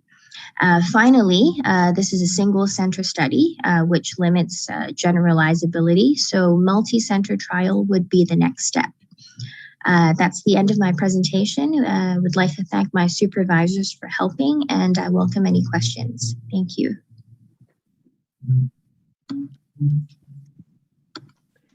Thank you very much, Dr. Lee. I would like to welcome back, as discussant again for this paper, Professor Andre Das. Andre, are you there? Yeah. Hi, Andrea. Thank you for your presentation. It's a real good, timely reminder of the importance of time in trauma, as all trauma surgeons know. My first question to you would be, how would you define resuscitation? Because you have used that as one of the big elements in your topic and you have not defined it. So what's your definition of resuscitation? Right, so our definition for resuscitation in this study particularly is after activation of the trauma call, which means after initial assessment of the patient by our emergency department colleagues. And if the patient fits the trauma criteria, the surgeons are called down, ICU are called down, orthopedics are called down, and that's when trauma resuscitation starts. And the end point of that is when the patient actually leaves the emergency room for operation or for ICU care. Yeah. So as you have rightfully pointed out, this is the limitation of your study because of the usage of such a definition, whereas you're using the time in trauma room as your surrogate marker of this resuscitation. And if you're given a chance to redesign another study, how would you eliminate all these confounders? Maybe do a prospective study. I would probably separate the trauma room time into two components. One would be from the activation of trauma call to the first investigation, for example, the CT suite, the CT investigation. And then the second trauma room phase would be back from the CT suite to intervention, for example, operation, and exclude the waiting time for beds, etc. That's a nice answer. And my last question to you is, why do you use the so specific time of 58 minutes? Any reason for that, for choosing such a specific, a very unusual number, 58 minutes? Right. The 58 minutes was the median time of our trauma resuscitation time in our hospital for all of the trauma activation patients. I did look at the literature. Actually, from the literature, the average trauma resuscitation time is a bit longer, a bit more than an hour. So 58 minutes, I suppose, is a fair score for our institution. Okay, thank you very much. And back to you, Scott. Thank you very much, Andre. Mrs. Paltridge, are there any questions on the Q&A? There are no questions, Dr. Demours. Okay, we'll wrap it up there for your paper. Thank you very much, Dr. Lee. Thanks. And we'll move on to our final paper of the afternoon, evening, depending on where you are, or morning. And that is, the final paper is by Dr. Randall Dialwas from Sri Lanka. And the title of the paper is Knowledge on Suturing of Facial Lacerations Among General Surgical Senior House Officers. Welcome, Dr. Alwas.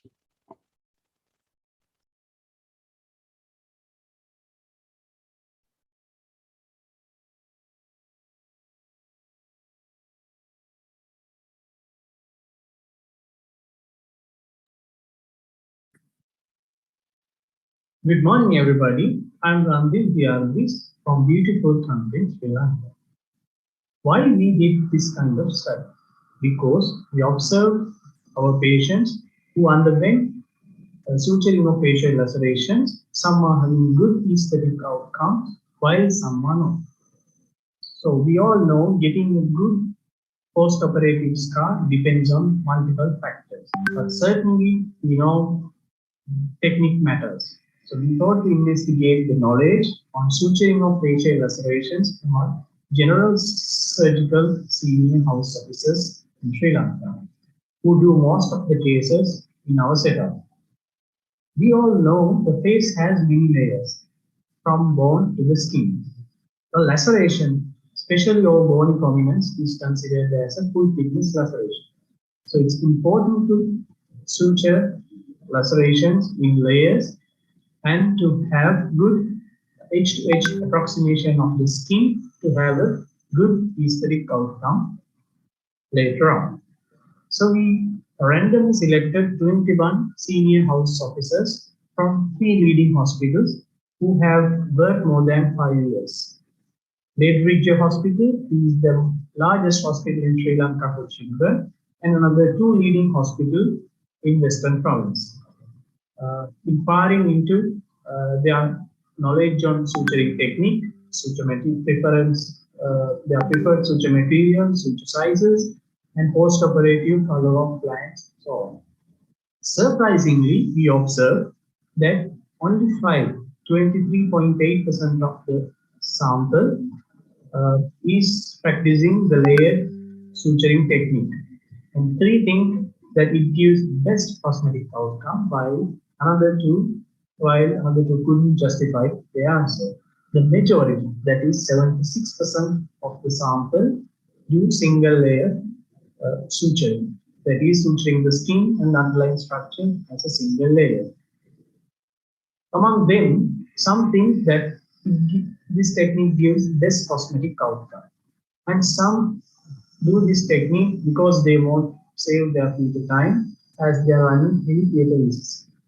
And some have found difficulty in finding suture materials for suturing of underlying layers, and some could not justify their answer. When it comes to the size of the sutures, 71% of the sample preferred 5 knot as the preferred suture size, and 19% prefer 6 knot, and 10% prefer 4 knot as their preferred suture size. Majority prefer polypropylene as the preferred suture material, and 14% prefer polyamide.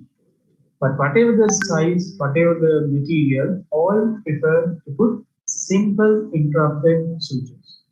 Another important observation we noted is nearly 3/4 of the sample do not see their patients post-operatively, and only 1/4 see their patients post-operatively, but only during their first visit. None of them follow their patients and assess the scar and do reflective adjustments to their practice. When it comes to the suture removal, nearly 43% remove sutures on post-operative day 7, and 47% on day 5, and 10%, nearly 10% on day 4. But none of them refer their patients for occupational therapy to get scar therapy or advise on scar therapy. So we all know the getting a good aesthetic outcome depends on a lot of factors. In our study, we observed that the majority of the participants practice a single layer suturing technique, giving a lot of justifications. Most of them are not based on scientific background.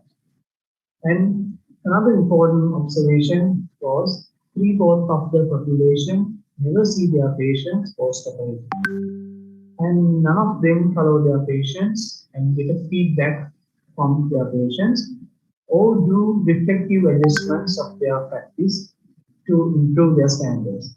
And also none of them refer their patient for scar therapy or advise on scar therapy. So in conclusion, we think that knowledge on suturing of facial laceration should be increased among doctors to improve the quality of care that we deliver, and they should see their patients post-operatively and assess the scar and do reflective adjustments to improve the standards of their practice. And they should be encouraged evidence-based practice rather than practicing routine or rather than practicing traditional things that they were used to practice. And handling visible trauma and running heavy risks have significant negative impact on quality of care. Thank you very much. These are my references. Thank you very much again giving me this wonderful opportunity.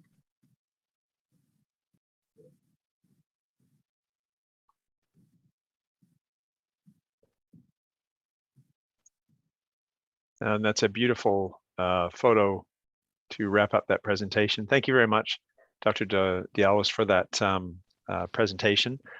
I'd like to introduce our next discussant, Professor David King, a vascular trauma surgeon from Adelaide in Australia. Professor King, your comments, please. Dr. Moore, and thank you so much, Dr. De Alvis. I think in trauma, we tend to focus on the more severe injuries, and we probably sometimes forget that what seems like a more minor injury, in fact, can still have quite profound, long-lasting physical and psychological effects on our patients, particularly perhaps the laceration to a child's face. Given the concerns that you found with regarding lack of standardization in technique, what would you suggest to try and improve technique and standardization across these general surgical SHOs? Actually, Sri Lanka is a small country. And the Lethbridge Hospital, the main center that we conducted the study, is the main center for the children in Sri Lanka, and also the other two hospitals. So we excluded SHOs who have experience. We selected only SHOs who have experience more than 5 years, and we excluded rest. So we considered all the SHOs actually in that particular centers who have experience more than 5 years. Thank you. I suppose another question, these were general surgical junior trainees, and I think you're a plastic surgical resident, is that right? Do you feel that these sorts of lacerations should be managed more by plastic surgeons rather than general surgeons? That's a very good question, sir. But I think because we have to think about the workload also, because plastic surgeons can't handle all the patient lacerations in the country. So actually, but we have started, after this study, we have started kind of intervention, because in Sri Lanka, in postgraduate training, all the general surgical residents are doing a plastic surgical appointment. During that appointment, we have planned a very good program to teach them how to suture facial lacerations properly. So, we have planned a lot of other interventions to improve the quality of suturing in Sri Lanka. Thank you. One last question. You commented on the depth of lacerations and the structures that are lacerated. Do you think that the length of the laceration has an impact on whether you would choose a double or a single layered closure technique? I don't think so, sir. If you go through a literature survey or the references that I found, it's mainly depends on the depth, and length also matters, because it's a very especially when it comes to the face, if the laceration going perpendicular to the Langer's line, skin tension lines, it matters. But definitely, more than the length, depth is matters, because we have observed a lot of patients who are having stretch out scars and also depressed scars, especially when they are suturing the deep layers, especially the muscle. So that is the main observation that we do this study. Thank you very much, Dr. Dalwis. Thank you. That's great. Thank you, Dr. Damore. Thank you, Professor King. Mrs. Paltridge, are there any questions from Q&A or chat boxes? Yes. So what is the way you use to randomize the selected SHOs? Actually, I answered this question also. We had to consider all the senior surgical house officers in these centers who have experience more than 5 years. Okay, thank you. And was SSI studied or observed? I beg your pardon? The question that's been put in the chat is, was SSI studied or observed? I think I'm not sure that's, no. Is that for someone surgical else? site infection. Surgical site. Surgical site infection? Yeah. Thank you. I know. It's out of house scope. No, we didn't consider. That's it. Thank you. That's it. Okay. All right. Thank you very much. And thank you, Dr. Dalwis, for your presentation. That brings us to the end of our resident paper competition for this year. Before I send everybody offline, can I just say many thanks to our presenters, who clearly have put a lot of work into their papers, into their research. The quality of the paper competition over the last 4 or 5 years that I've been involved, for sure, has really increased dramatically year by year. So thank you again to all of our presenters for your efforts. I'd like to congratulate you on some great presentations, but also your answering of questions, which are just thrown straight out to you, was done very well as well. So thank you. I'd also like to thank our Indian hosts again, Professor Misra and Professor Gupta and their technical team for pulling this together. I think there was a couple of like a couple of minor glitches, but it has been fantastic. And trying to do one of these things with many moving bits and live discussants and live questions and answers is incredibly difficult. I think you've done especially well. So thank you again to the Indian organizing team for really putting together a wonderful presentation opportunity for our trainees. Many thanks to our judges as well, who have been working hard in the background. And of course, our discussants have done an amazing job as well of pulling out some very interesting questions based on your presentations and on your abstracts. So thank you to our discussants as well for their efforts. Judges, if you could please return your scores to me and to Mrs. Dunstall. We'll do the number crunching. I've sent you an email on that already. And of course, our announcement of winner and runner-up will be tomorrow during the virtual education session. So please, all of the presenters, I hope you're able to attend.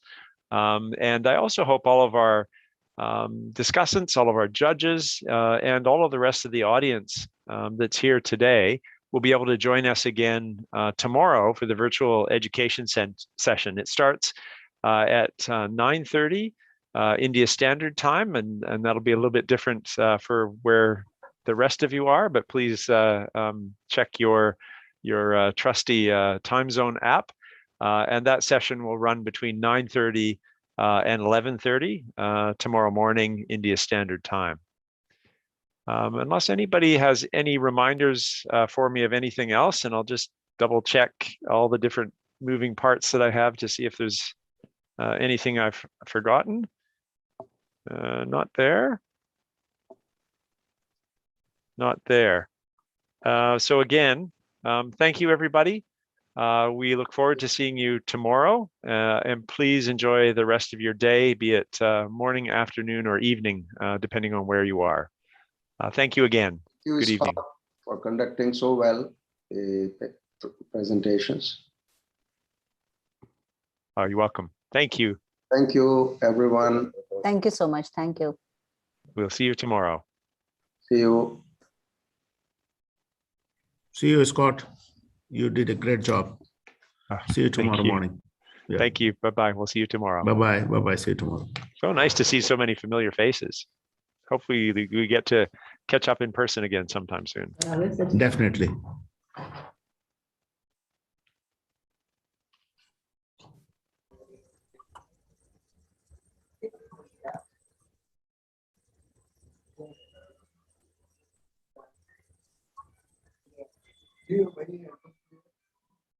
We are live.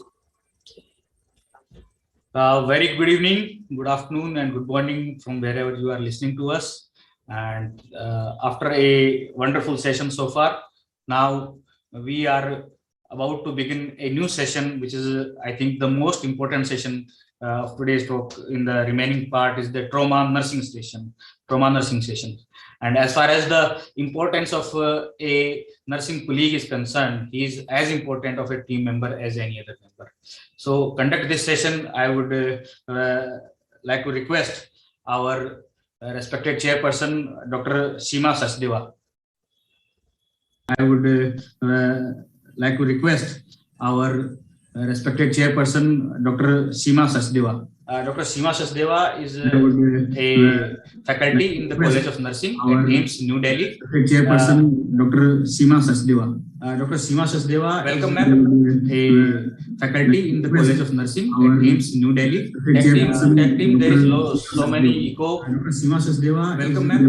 A faculty in the College of Nursing. Hello.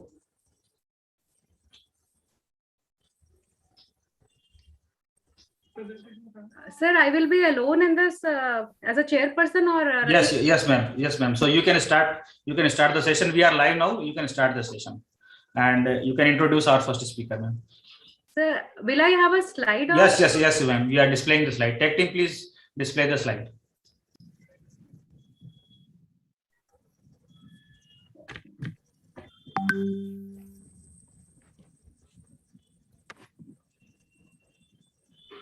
Am I audible, sir? Yes, please continue, ma'am. So a very good afternoon to all the delegates and the organizing team. So the today trauma nursing sessions, we are going to have the first session by Professor Suresh Sharma sir. Sir is working as a principal in College of Nursing, AIIMS, Jodhpur. So the next slide about sir's contribution and achievement. That's all. Sir, please, Professor Suresh, can you start? Please start your talk. Sure. Thank you so much. Just give me a moment to share the slide and then I'll begin. Sure, sure. No, it's not good. I'll try to improve. Hope you can see my slides. Yes, sir. Very well. Please continue. Perfect. So at outset, I would like to express my heartfelt thanks to all the organizing team of Trauma 21 virtual conference. And I'm grateful for all the people who have joined to listen to this talk. And with permission of chairperson, I would like to talk today about the trauma nursing training in India, current status and way forward. If we look into the WHO's concept of what are the steps of trauma care management, in that we all appreciate that it starts with phase 1, that is triaging, and then phase 2, the primary survey, then resuscitation, secondary survey, stabilization, and transfer. And at the end, at phase 6, we require definitive care. Above definitive care, any healthcare professional, if preliminarily trained into trauma care, can take care for triaging, primary survey, resuscitation, secondary survey, stabilizing, and transfer at a right center. Nurses can play a very important role in all the 5 stages, and at a 6th stage, they can partner with the advanced trauma center with the doctors to provide a definitive care.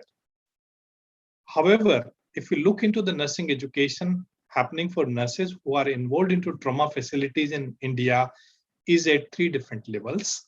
We have a diploma nursing program, which is a 3 years program. And in that program, we teach for 4 hours. And we just talk about emergency more and one topic about trauma and accident. In BSc nursing, also there's a unit, 4 years program, there's a unit in medical surgical nursing for 10 hours. And there we talk primarily about emergency and disaster nursing and a very little about the trauma. Medical surgical nursing master's course we have for 2 years, and there we teach them for 10 hours in trauma and emergency. However, no separate specialty course in trauma and emergency nursing happening in India till today. If we look into trauma nursing education, as I said, that in first time Indian Nursing Council in 2006 included a dedicated unit on emergency nursing in BSc nursing curriculum. However, trauma is still not taught separately. If we look into this curriculum, medical surgical nursing 2, which has a unit for 10 hours, says emergency and disaster situations, nursing management. And in this unit, there's a one topic called as polytrauma, road accidents, crash injuries, and wound. And if we look into this 10 hours unit in BSc nursing program, there are around 30 topics. So this topic gets 15 minutes to talk. And I think this is injustice in a country where large number of deaths are happening because of road traffic accidents and fall and other traumas if we include. If we look into the trauma nursing training happening in India, we are fortunate that advanced trauma care nursing course by a Trauma Nurses Society from US has been developed. And this program has been brought under the aegis of Indian Society for Trauma and Acute Care, under which we are having this conference today. And kudos to Professor MC Mishra, who was a former director of AIIMS Delhi, and a course director, Mr. Suresh Sanghi, who has taken pains to bring this course in India. They started at AIIMS Delhi, and now significant good number of centers, that is KGMU Lucknow, AIIMS Rishikesh, AIIMS Jodhpur, in this month only started the first ATCN course. It is Jaipur Mahatma Gandhi, the Air Force Hospital in Bangalore, and other centers are taking up this course for nurses. And we are thankful for Society of Trauma Nurses from US, and we are thankful for Indian Society of Trauma and Acute Care for bringing this course for nurses in India. There are total 28 certified trained faculty for ATCN course in India today, and we have greater than 400 certified ATCN providers in the country who are working in different tertiary care institutions. If we look into trauma education, which has brought up, if you look at website of Narayana Nursing College in Bihar, they started a post-basic diploma in emergency and disaster nursing. This course is developed by Indian Nursing Council, which is a one-year program, and a student who have done a diploma or BSc nursing can take up this program. MGM Institute of Health Sciences in Navi Mumbai also started this program. Maybe other institutions which I'm not aware have started, but unfortunately, there's no takers for this course.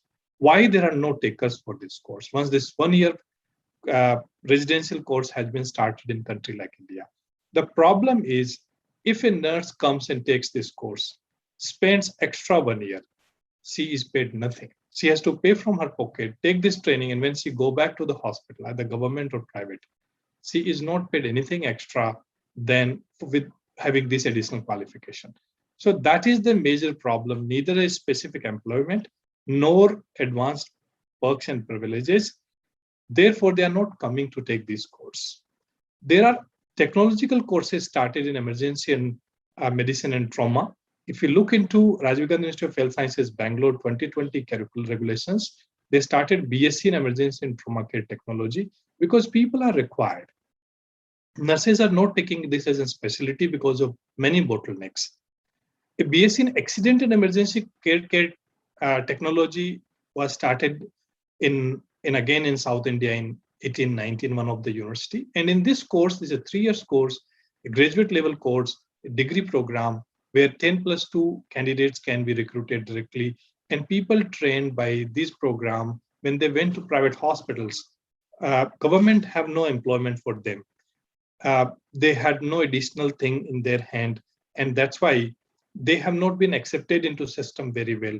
So we are not very successful creating this as a specialty into nursing and allied paramedical disciplines other than medicine.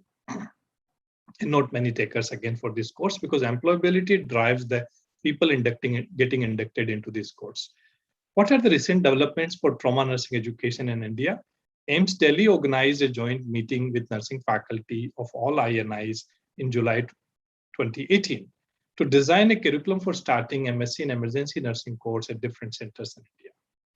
AIIMS Jodhpur and Rishikesh are in process at the moment for starting MSc Trauma and Emergency Nursing course. At AIIMS Rishikesh, when I was a principal till 2020, we already took approval from our academic board to start this program to provide skilled nurses in trauma and emergency nursing, and also which is directed recently by Nursing Division of Ministry of Health and Family Welfare, that we require to begin these courses in at least in AIIMS institutions, the AIIMS Delhi, and then 6 new AIIMS we started in 2012, and gradually that these can go to the other phases started All India Institute of Medical Sciences in different parts of the country. Now, but still they have to be taking up, and they have not yet taken up. There may be some of the challenges, but we have opportunities within that. What are the opportunities? We need to upskill existing nurses working in trauma and emergency facilities, either bringing the ATCN course mandatory for them and government pay for them, funds for them, and to have a trained and skilled trauma and emergency nurses in country, which can make the outcome of any trauma patient very effective because it's a teamwork. From trauma where it is happening, pre-hospital team, the triaging team, the team which is working in trauma and emergency, and then team working into trauma ICU where the definitive care is required, or operation theater where the surgeries are performed for trauma patients. And to develop and implement trauma and emergency protocol-based protocols which are based on local resources and our needs, because the protocols which exist in US and UK may not be fit into Indian setup. To develop quality nursing indicators for trauma and emergency nursing so that we can have quality assurance models for our own country, and that can become model for other developed country in the world. But we have challenges. That's a region like after 75 years of independence, still this has not become a specialty into nursing. No national plan for development and implementation of trauma emergency nursing courses. we talk about it, but to effectively implement these courses, we must have specialty positions created for nurses. They are paid differently. Then only people will come and take these courses. Lack of licensing for nurses with specialization, any specialization in nursing. Nurses are still licensed as a registered nurse or registered midwife. Additional qualifications are enrolled with these registrations, but there's no specialized registrations are happening like MD or MCH or DM in medical sciences. No special employment opportunities and salary benefits for nurses with specialization, including trauma and emergency care. So then who will take these programs? Lack of availability of trained trauma and emergency nursing faculty. So if there's no hand from where the ag will come, and this is a vicious cycle. But what is the way forward for all of us? We need to begin from upscaling the existing nurses who are working in trauma and emergency by bringing ATCN program or kind of ATCN program which we can tailor-made, or we can offer them fellowship program, as Madam Rati Balachandran was speaking one day from Ministry of Health, that we must make some program for trauma nurses to train them. And then we need to retain them into trauma and emergency. They should not be rotated at other place. And that how we can do by offering specialized designations and salary benefits. Creating specialized job for trauma and emergency trained nurses in government sector, and then definitely private sector will understand the uses of this and they will do it. Developing and starting trauma and emergency courses for nurses in India, considering Indian resources and needs. Nursing faculty development in trauma and emergency nursing through their training at national and international level. Lobbying for specialized licensing for nurses trained in trauma and emergency nursing in state and Indian Nursing Council, and developing endogenous trauma and emergency nursing protocols and standards, and focusing on continuous quality improvement through monitoring and revision of trauma and emergency care indicators. If I summarize, it's a high time to have specialized training and employment in trauma and emergency nursing in country, and specialized licensing, employment and pay is the key to motivate nurses to take trauma nursing education and career. We also need to formulate a nursing division within ISTAC and develop a cost-effective trauma nursing courses and protocols under that banner, because we have now 400 ATCN trained nurses and we have around close to 30 nursing faculty who are taking ATCN courses, and they have interest in educating and taking ahead the education of trauma nursing in country. With this, thank you so much for having a patience for listening what I have said in last 15 to 18 slides. If any questions, I will be happy to answer those. Thank you so much. Thank you very much, Professor Suresh. It was such a nice elaborative talk to give us a comprehensive idea about the grim status of the trauma nursing in our country and the immense need to develop such programs. Thank you, sir. Thank you very much. And just one question, actually, I would like to ask if AIIMS Jodhpur per se is taking any lead to develop such kind of programs under your leadership. Yes, as I said that I was a principal at AIIMS Rishikesh for last 8 years. And there we developed a curriculum which was developed at AIIMS Delhi during that meeting. We took it up, we built it up, and we took approval from our academic committee. So in December 2020, I shifted at Jodhpur, and we are in a process at Jodhpur for getting approval of same program by adding few more things. In addition to that, we have made a nearly mandatory in Rishikesh for all the nurses to take ATCN program who are working in trauma and emergency. And we are again motivating nurses who are working at AIIMS Jodhpur in trauma and emergency to take ATCN program. And kind of ATCN, a small capsule course we run for all the undergraduate students who are taking BSc Nursing Honors program at AIIMS Jodhpur. So very soon we'll have a master's program in trauma and emergency nursing at Jodhpur. And we are inculcating the trauma training, at least basic trauma training, where the undergraduate nurse who is passing out from AIIMS Jodhpur understands that what is primary survey, what is secondary survey, what is ABCDE, and how she should handle and transfer a patient to right center. This is our commitment to with ourselves. Thank you, sir. And as sir, you said in your talk that there is lack of motivation and kind of, taking them forward by giving them financial benefit or any other kind of benefit. Do you think that you will be able to implement such kind of policies at AIIMS Jodhpur or any other AIIMS? Basically, would you recommend them that such any specific policies to, promote the trauma nursing courses and trauma nursing cadre should be applicable? Your thought? Dinesh, we had several meetings at Ministry of Health and Family Welfare, Government of India. Dr. Rati Balachandran unfortunately could not join, but we were discussing in a meeting around a month and half back that now it is a high time. We cannot recruit nurses as a registered nurse in every section. We must categorize the positions for nurses for every department, be it a CTVS, be it a cardiology, be it a gastroenterology, be it a trauma emergency. And those nurses who are employed in trauma and emergency must have that specific qualification tag to it. If we can't meet at a moment, because we don't have those number of courses, but courses will come up once we'll make it mandatory. So these talks are going on to create a specialization cadre in nursing, because what the cadre we have now, nurse joined as a registered nurse, she becomes senior nursing officer, she becomes ANS, and then she leaves the patient care, she goes towards administration. That's a very bad story. Like me, I started my career from base and now I'm totally away from patient because I'm a nurse educator and more of administrator, being a principal at a college. But in medical science, you see a faculty who become with the time, collects the experience, goes back to the patient. So in nursing, it's a time to create a specialized cadre of people who want to be in this cadre. There's a cadre career progression within that specialization, and they continue serving the patients with that.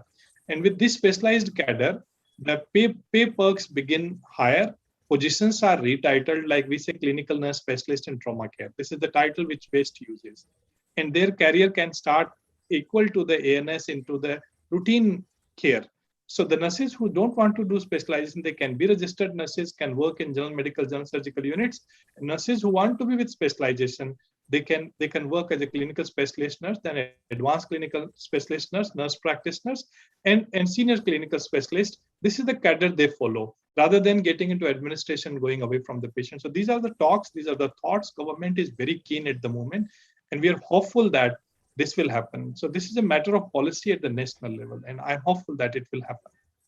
Yes, sir. Thank you very much. And I totally second with your thought process that there should be, now it is a very high time to India to realize that there should be a specialization within the nursing cadre also, rather than following the single hierarchy, as you said. If there are any questions, more questions from the panelists, we can take that to Professor Suresh. Okay, thank you, sir. Thank you very much. Please be with us with the rest of our talks. And I invite next speaker, Dr. Rajni.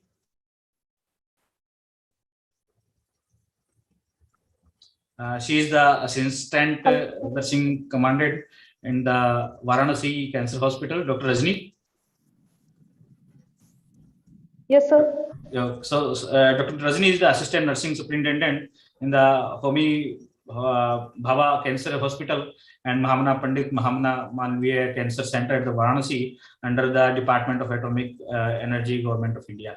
Dr. Rajni, the stage is all yours. Please start.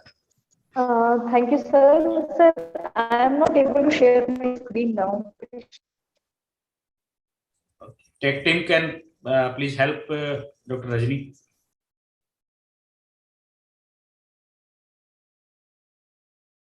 Ma'am, you can share now.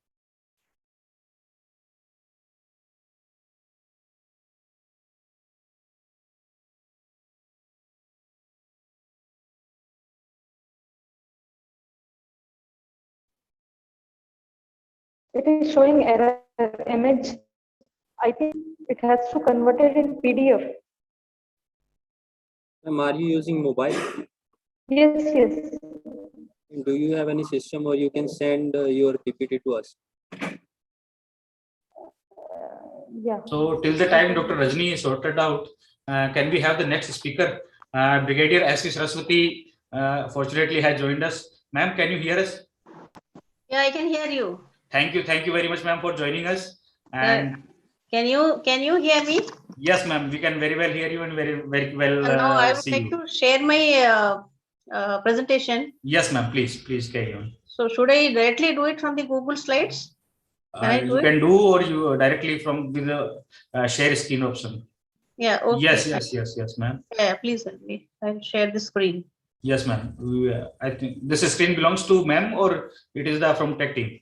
This is my screen. Okay, great, ma'am. You can start, please, ma'am. Thank you. This one is introduction from us, sir. Yeah. No, ma'am. Ma'am, you have not shared. The screen displayed is from the tech team as your introduction slide. Okay. 1 minute. Where is the option for sharing screen? Yeah, I got it. Now?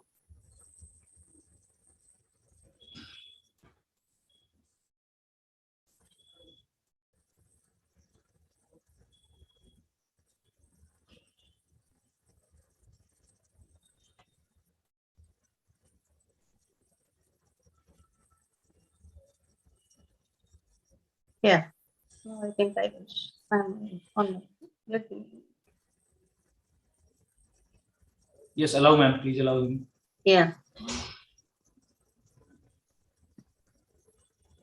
Yes, we can very well see. Can you see now? The slide is not yet came.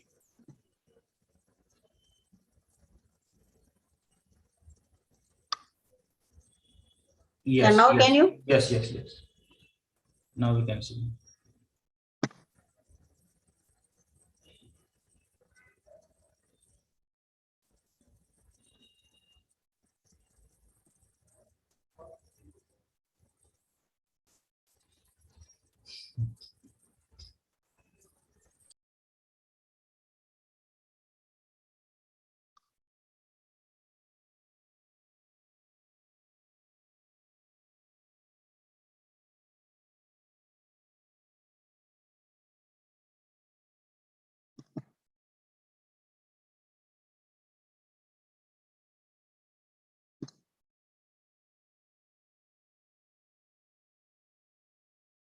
Yes. Now can you see my presentation?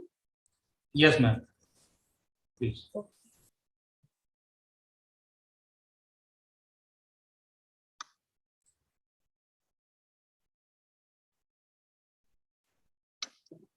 First of all, thank you very much and very good afternoon to all of you, and thanks for having me here. I'm really honored. My topic today is on the mass casualty of a triage of the casualties, but it's a very vast topic, so I'll be just giving you an overview of the topic. Can you hear me, please? Yes, ma'am. We can very well hear you. Please carry on.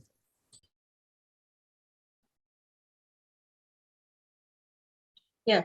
The mass casualties incidents, they result from multiple causes, including transport, mass gatherings, armored conflicts, terrorism, and biological, geophysical, and hydrometeorological disasters, as you see in these pictures.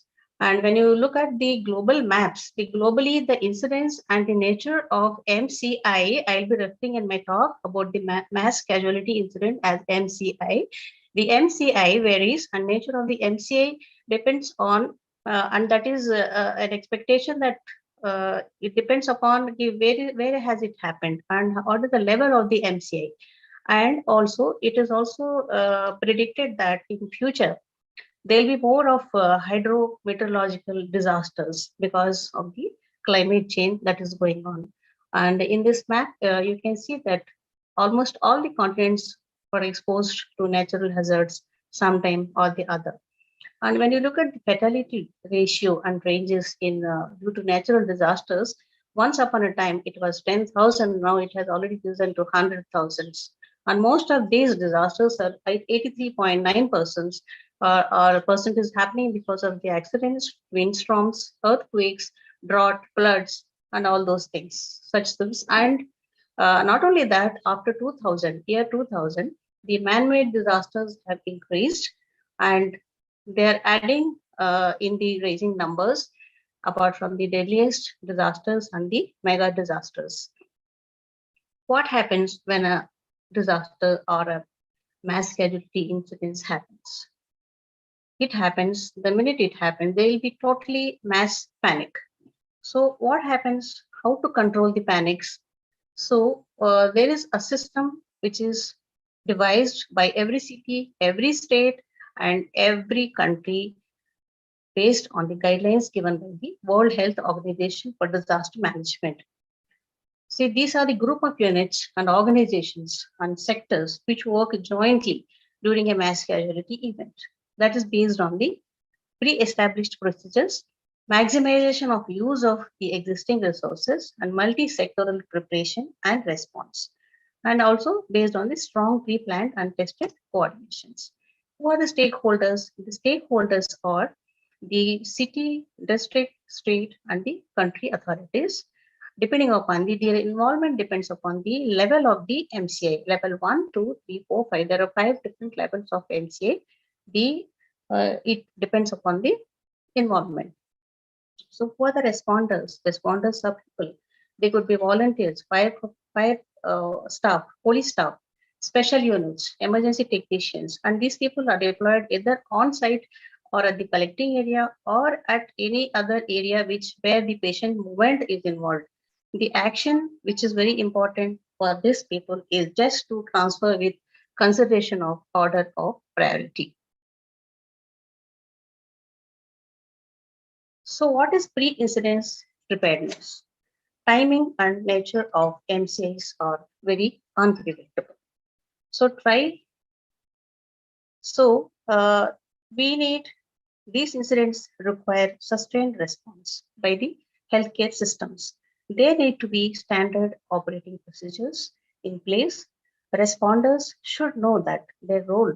There should be mock drills continuously, and there should also be earmarked specific centers, hospitals, designated hospitals with surge capacity and medical bricks. And in case of CPR&E, you also have to have the PPE, antidotes, in addition, detection kits, portable decontamination units, and so on. The incident management, exactly the incident where it happens, how is it managed? See, before managing, you have to assess the situation. There can be very few casualties or they may be in hundreds, but resources will be very few in the beginning. So it also affects the local hospitals in the process because they are already burdened with the overload of the patients. So as I said, the management of this incident depends upon there are different variables, depends upon the type and level of the MCI. See, the response depends on the place of incidents and the population that is affected and type and cause of the incident and whether it was accident or it was an attack, or are there more incidents going to happen, or do you have any advanced information about the incident? So now the triage, even the triage differs, different levels. It could be on site or it is little away from the site. And how are the weather condition? If it is pouring rain and it is stormy condition, you cannot have a proper triage immediately. There will be so many obstacles from the natural environment also. You also have to know the communication and the connectivity available. And also the main basis is depending upon the urgency of the victim's status and the survival chance or likelihood and the care resources available with you. The medical people will take care of the first aid, advanced medical point, reaching the patient to the place, and also for the further care facilities. The responders will concentrate on the evacuation and transportation of the patients. The main objectives are like having quick identification of the victims, immediate stabilization, and see that life-saving measures are carried out. If there are surgery is required, they are dispatched to the surgery area as quickly as possible to reduce any further damage. So here I will just explain to you in an animated form what happens when such incidents occurs. So here I take an example of a football or some playground where you're seeing 3 circles here. This is the inner circle and there are tracks or players' sides, and the green circle is the seating points. And there are so many out exits, or you also may call it at this juncture as escape routes. So here a blast occurs. Then what happens? Automatically, the alarms are raised and there will be a random movement of the community in panic. So what happens? Then the security people who are responsible for that particular zone, area, or district, immediately they are at the site and they cordon off this area of the blast, because nobody should reach there, and also they have to create escape routes away from the blast area. But then the escape routes are used to remove people from the stadium to outside. Now, by now, the disaster relief force has already reached, and these people form what is called the perimeter markings. So they devise perimeter marking depends upon the blast. What kind of a blast is it? Is it a nuclear one? Was it a chemical one? So depends upon, because there's difference in marking of perimeters for a nuclear blast and for a chemical blast. Okay? I will be explaining it in my next slide. See, these people, they give the marking as a hot, warm, and cold zones. So only the trained people have access to enter these zones with a proper protective gear. And now, by now, the casualty have been evacuated. Suppose if this incident is associated with a nuclear or a radiological or a certain blast, then the disaster relief force also establishes the decontaminated sites and also a first aid post close by. And then the casualties are taken to a point called CCP. It is a casualty collection point. So from the casualty collection point, these people are then taken over by another team of people.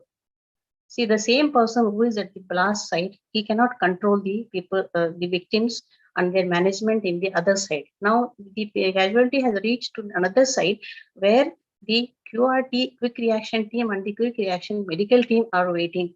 They receive these casualties, and then they further, if required, they will do the triage and dispatch the people accordingly to the nearest healthcare facility, that is called advanced care medical point available. See, this is for explaining to you how, suppose here is the blast which has occurred at 25 miles, that is 40.5 kilometers distance. Also, the human beings are affected. All the glass panes of the buildings and the high-rise buildings and houses are shattered. And at 15 miles of distance, also damage is severe, and that comes in the yellow zone. So until unless you are trained in the disaster management, you cannot enter these zones without proper protective gear, and the disaster management teams also will not. So volunteers will be mostly used out in the outer areas. Suppose you get to know that there was a blast in this area, you should know the geography of your own city. How far is it from this place? And as far as possible, you shouldn't just rush in to save somebody, because you have to have the protective gear. If you are not protected, you cannot save the victims or you cannot help anybody. You should help yourself first. Then at the site management is basically done by using the two components. The encompass procedures used to organize the disaster area in order to facilitate the management of the victims. The procedures which are used is, number one is the alerting process. There should be an alert, the announcement, siren, so many, all these things are used to alert people not to gather, because it is very difficult at such incidences. There's a lot of crowd gathering, and you have to concentrate on having the first aid areas nearby, and also the safety and security of people. Is search and rescue of the victims, is there any feasibility? What is the nearest care available? And if at all you have to evacuate, you have the transport, you have the roads to move the patients to other places, at least to an emergency management center. And what about the action by the medical team? Medical team will take care of the triage. It will look into the BLS if required, and also send the patients to the nearest advanced medical post for X-rays or small surgeries, suturings and such things, and also dispatch patients to the trauma centers or other hospitals. And apart from that, the team also collects certain samples in case of CVR and injuries, and also document the dead bodies and they look into the dispatch of the dead bodies. So this I don't have to explain very clearly to you because I am talking to very this thing well-known and vibrant audience who are already into trauma and associated topics since decades. So the common tags we use are red, yellow, green, and black, as you all know. And the scenery somewhat looks like this, the entire scene. So here is the blast which has happened. So here are the victims are being moved to the collection area, and from there they continue BLS. If required, they are shifted to the triage area, and from there to the treatment area. So priority 1, 2, and 3. The entire orders for moving and people to get involved is all done at this place. This is called the control point. The control point at the site. There will be another control point after the patients have been sent to the advanced medical post. But it is very difficult to manage these MCIs, even if in a group of 100 people. So why it happens? Because people are not aware whom they should listen. Everybody will be giving instructions and they expect everyone to follow the instructions. So there has to be a person who is holding the entire team together and leads them to a place where they have to do and what they have to do, till the medical teams and the other helping teams who are already trained in such things arrive, at least in the beginning. So people should also know where is the central command point. It has to be having an identification. And sometimes there is lack of communication between agencies who are trying to help save the victims. And sometimes there will be conflicts, there will be priorities. You take these people first, you take those people first, there will be conflicts. And sometimes there is no perimeter establishment. So people don't know which is the yellow area, which is the red area, which is the cold area they can go, they cannot go. There will be no perimeter establishment. And there will be large crowds of people who will not listen to you. So there will be media involvement, there is a political and involvement, and there will be traffic jams. And overall, you have inadequate resources. So it is a Herculean task to manage the mass casualty incidents, at least if you do not have a system in place. So based on the World Health Organization guidance, many cities, as I told you earlier, cities and states have their own set disaster management procedures and people designated to do what at that stage. So basically there are 3 types of approaches. The first one is the swoop and run, which is used only for small, a lot of victims who can be picked up and transferred to the hospitals. And the classical approach, it is the first responders who do the maximum things at one stable place. And immediate action is not done at that place. Whereas the mass casualty management approach, which is designed and it is existing, time tested, is mostly used because it is pre-established procedures are there for resource mobilization, for field management, and also hospitals are designated to receive the patients in a short time. So why it is the best? Because the responders are trained. The links are incorporated between the field health and care facilities. There is a earmarked control and a command point. So people know whom they should listen. And there is multi-sectoral response of traffic police, superintendent of police, the fire people, all those people. Then depends upon the availability of the human and medical resources. More people you will need if the level of MCI is 4 or 5. You will need less people if the level is less. So whatever it is, it depends mostly on the availability of the help from the outer sides. So as I told you earlier, these in the planned management casualty system, there are people designated for every process that happens. The incident manager, the safety officer, there's the operations officer, patient care manager, there's a media spokesperson, and there's a communication officer. There's the information officer, because we will have to inform the situation at the place to the higher authorities, because we need to seek help from them. Without the help of the government and the other authorities, we cannot do anything at the site. So you have to have a checklist the minute you think of having a place very close to the impact zone to shift the patients. You have to assess the situation, how many patients I can shift, is it safe or secure to shift?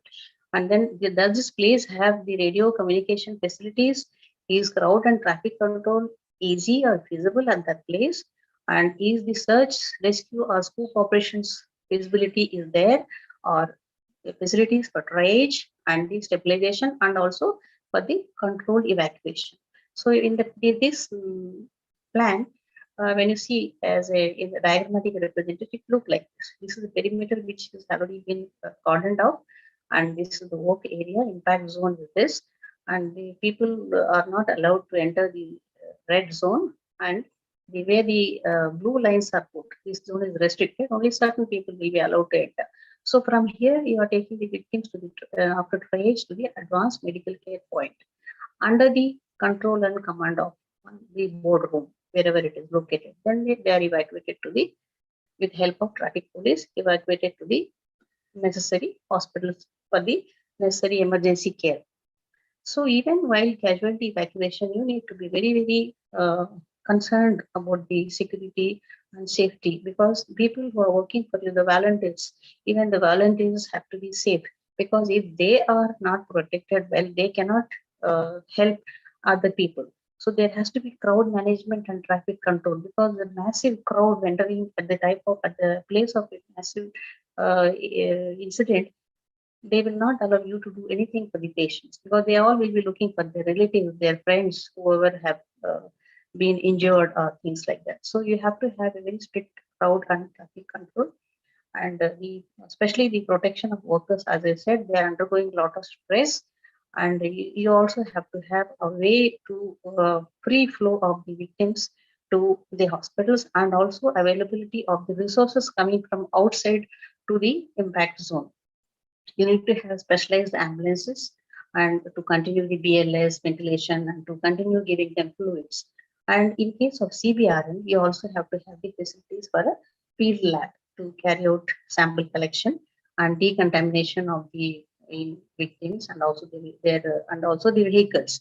So when we all are busy in managing the mass casualties at the incident site and the advanced medical care point, what happens to the external environment? What happens to the city?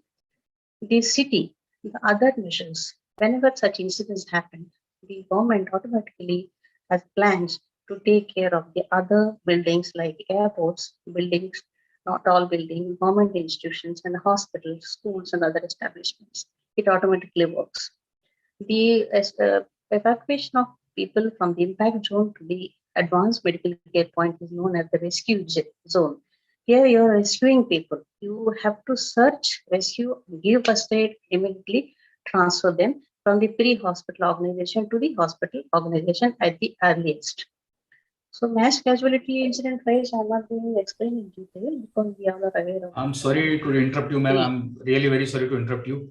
We are running short of time, so if you can please go through. It is over. It is over. Thank you. Thank you. So it is over, and I just want to sum up is we can deal with the MCs only if we have constant state of readiness and emergency preparedness in place and multidisciplinary expertise. We also have to educate and sensitize the general public on environmental issues and the need to contribute for its protection, because there is a need to have smart cities like this with all the facilities, and to view the accident site in such a way using the latest IT technology, and to guide from a remote area to the people to what they should do next. Thank you very much for having me here, and Jai Hind. Thank you. Thank you very much. Thank you very much, ma'am, for giving such an elaborative talk on the intricacies of the triage and mass casualty event management, not only for the medical perspective, but other logistics also. So thank you very much. And the house is open for any queries, questions, remarks from the other panelists.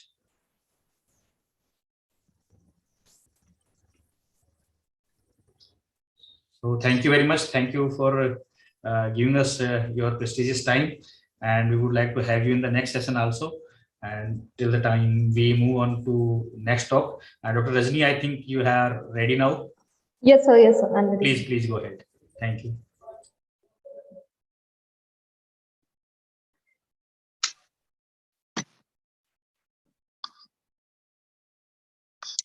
Sir, is my slides are visible? Yes, ma'am, they are visible. If you can do on presentation mode, then that would be great. Sorry for the inconvenience. From right lower end. There is sign of these 3.3 signs. Yes. Little bit more right. Just left to 53%. Just left to 53%. This 53% you can see on the right lower end. Now it's okay. No, it's become more minimized. You can see the 53% written. No, sir. On the right lower end of your screen. No, sir. Sir, give me some time. I think you have minimized it, ma'am. So 1 minute.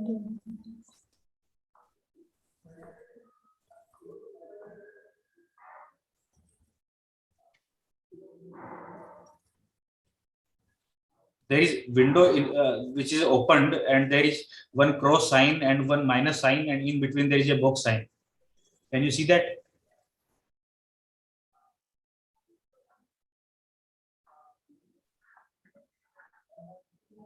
Yes.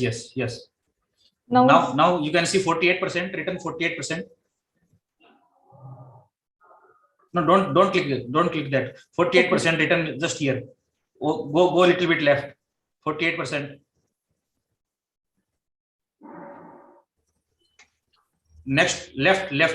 Go a little bit more left. No, not so left. There are these 3 signs. One box, one 4 quadrant. Now it's okay. You can present. Thank you. You can present. Thank you. Okay, sir. Extremely sorry for the inconvenience. So please go ahead. Very good afternoon to the organizer, respected Suresh Sharma sir, Suresh Sanghi sir, Dr. Dinesh. So I'm here to present on timely care of the injured. So if we go through this data, so injury kills nearly twice. So if we go through this data, so here we can see that injury kills nearly twice as many people each year as HIV, malaria and TB combined. So despite of this burden, the funding of the care of the injured represent less than 1% of the total development assistance for the health. This is data by WHO and it is really disappointing. So injury deaths, what and where? So what means here injury accounts, if we talk about the injury, so road traffic accident accounts for the 28% of the total injuries, followed by suicide, falls and homicide and so on. So, but here my experience in trauma center here in India or Uttar Pradesh, if I say, it follows by road traffic accident, followed by falls from height, physical assault and so on. And where it occurs are street, home, school, sea, lakes, river and workplaces. So road traffic injuries alone account for 1.3 million deaths per year globally. Fatality rates in low-income countries nearly triple those in high-income countries. So if we see that in comparison to the high-income countries, low-income countries and middle-income countries are really very much high. And road traffic injury are the leading cause of death for those who are aged between 5 to 29. This is really means the productive age and the are highly compromised. So if we talk about the mode of injuries and the number of patients get injured, this is the epidemiological study from India only. So it is two-wheeler accident followed by car accident, fall from height, pedestrian, hit by animal, personal assault, gunshot injury, fall from moving train and moving bus. And the pattern of injury is head injury. The ratio of head injury with associated injury is the highest. A study from PGI Chandigarh shows that the head injury patients, 70% of the head injury patients do not reach the hospital during the initial time. That is, we also say it as a golden hour. So that leads to very poor prognosis in trauma. So pattern of injury we are talking that head injury with associated injury followed by chest injury, which comprise of pneumothorax, tension pneumothorax, cervical spine injury with or without neurological deficit, lumbar spine injury, extremity fracture, maxillofacial injury, other injury, mangled forearm and foot, cardiac injury, crush injuries, and foot. So this is the data, state-wise accident death during 2019 by the, this is the data which shows that Delhi, Uttar Pradesh, Bihar, Madhya Pradesh, Gujarat has above 15,000 of accident death during 2019, and this data is increasing. So the golden hour, the time following the traumatic injury, when the prompt medical treatment has the highest likelihood to prevent the death. So the golden hour term to represent the urgent need of the care trauma patients. It implies that morbidity and mortality are affected if care not instituted within 1 hour of injury. So the hour immediately following traumatic injury in which medical treatment for preventing irreversible internal damage and optimizing the chance of survival is more effective. Unfortunately, in India and my experience, only in a trauma center, I think in UP, I think 20-30% of the patients are only able to reach hospital within 2 hours. Otherwise, they may switch to the local hospital or somewhere, and they are getting referred after that.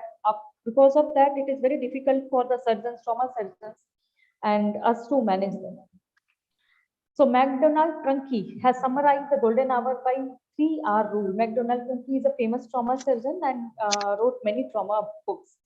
So the right patient to the right place at the right time. This is the basic key of the golden hour. So the trimodal distribution of the death. So this is the historic trauma trimodal distribution of the death, which shows that 80% of the deaths occur in the first hour of the injury. So, and 20% by hours to weeks. Whereas the new biomodel trauma death distribution shows 90% of the injuries death occur in first 4 hours. So it is this hour is very crucial. So if the patient reaches in this time to the trauma center, it is likelihood of survival of the patient is more. Essential trauma services need of the injured patient. So life-threatening injuries are appropriately treated promptly and in accordance with the appropriate priorities so as to maximize the likelihood of survival. Potentially disabling injuries are treated appropriately so that to minimize functional impairment, and pain and psychological suffering are minimized. So under these 3 broad headings, essential trauma services, there are some specific medical goals. First is obstructed airway are open and maintained before the hypoxia leads to death or permanent disability. Impaired breathing is supported until the injured patient to breathe adequately. Pneumothorax and hemothorax, tension pneumothorax are promptly recognized and relieved. Bleeding, external or internal, is promptly stopped. Shock is recognized and treated with intravenous fluid replacement before irreversible consequences occur. The consequences of traumatic brain injury are lessened by timely decompression of the space occupying lesions and by prevention of the secondary brain injury. Intestinal and other abdominal injuries are promptly recognized and repaired. Potentially disabling extremity injuries are corrected. Potentially unstable spinal cord injuries are recognized and managed appropriately, including the immobilization. So mantra of managing trauma is ABCDE. It is already discussed in earlier session also. So we have to go in this way. So this is the global mandate of World Health Assembly. So the 6th World Health Assembly, the agenda was the health system, emergency care system. The 8th World Assembly, the agenda was strengthening emergency and essential surgical care and anesthesia as a component of universal health coverage. In 22 January 2011, strengthening national health emergency and disaster management capabilities and resilience of the health system. And in 2019, the emergency care system of the universal health coverage, ensuring timely care of the injured. So United Nations and World Health Assembly has called this strengthening for the trauma and emergency services. So the timely emergency care saves lives. So this slide shows that the essential function of an emergency care system, from the care at the scene to transport and care of the facility, every country including arts, achieves these functions in some way, affordable, sustainable improvement can be made building on this space. So from the scene to the transport facility, it is the important role. So the continuum of the care of the injured. So bystanders, simple action can save lives. Training of drivers and police is highly impact. But unfortunately, I have seen so many people used to bring the patient very late. Bystanders are not that much aware how to manage, and moreover, they are afraid of the legal liabilities. Then the pre-hospital scene and transport care, trained and certified first responder to improve the outcome, simple low-cost dispatch system to ensure the timely care. Hospital care is also very important.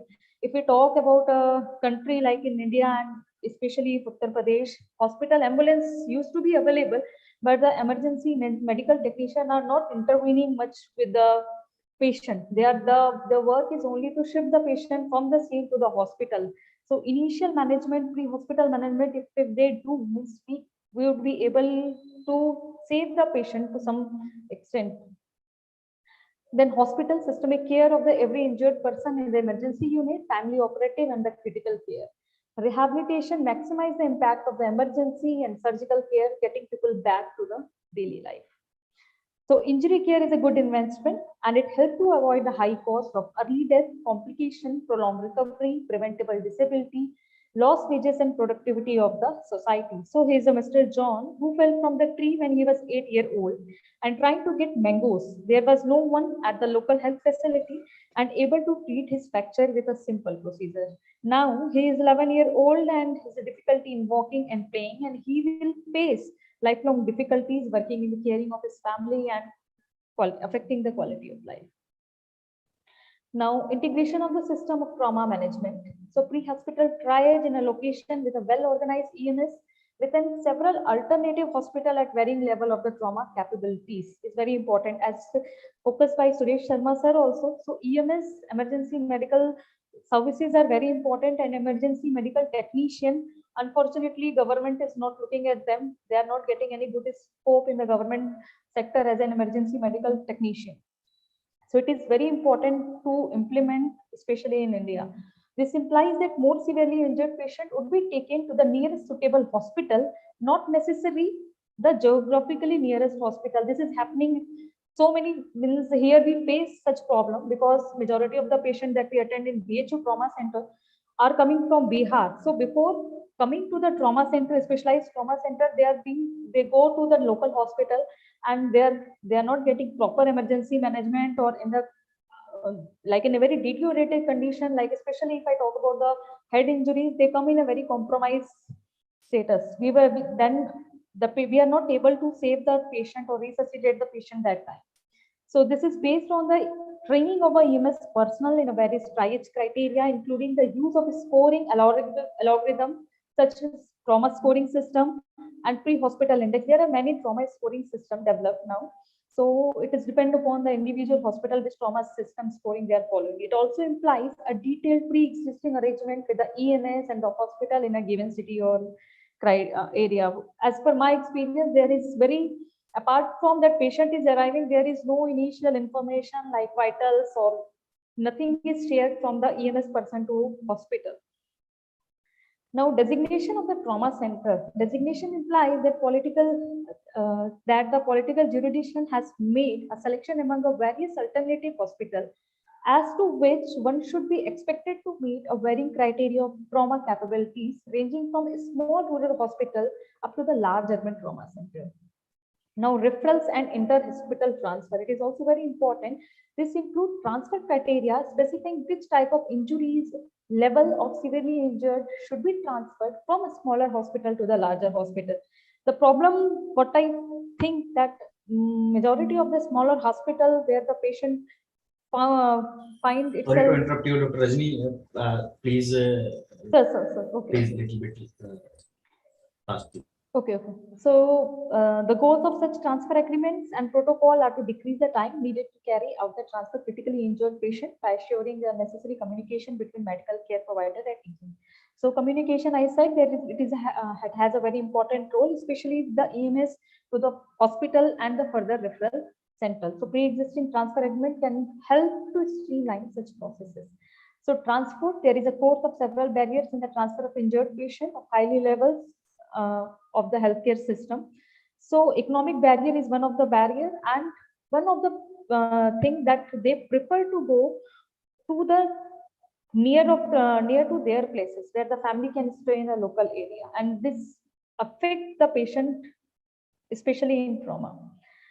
Then setting of the facility. So as I've already discussed about this, then data of the injury surveillance is also very much important. Finally, an effort to improve the system of trauma management need to include the provision of ongoing evaluation.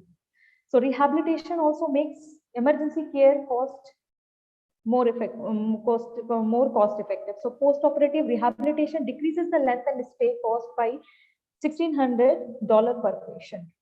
So SDG goals. So by 2020, half of the number of the global death and injuries from the road traffic accident, post-crash emergency care and rehabilitation could avert around 40% of these deaths.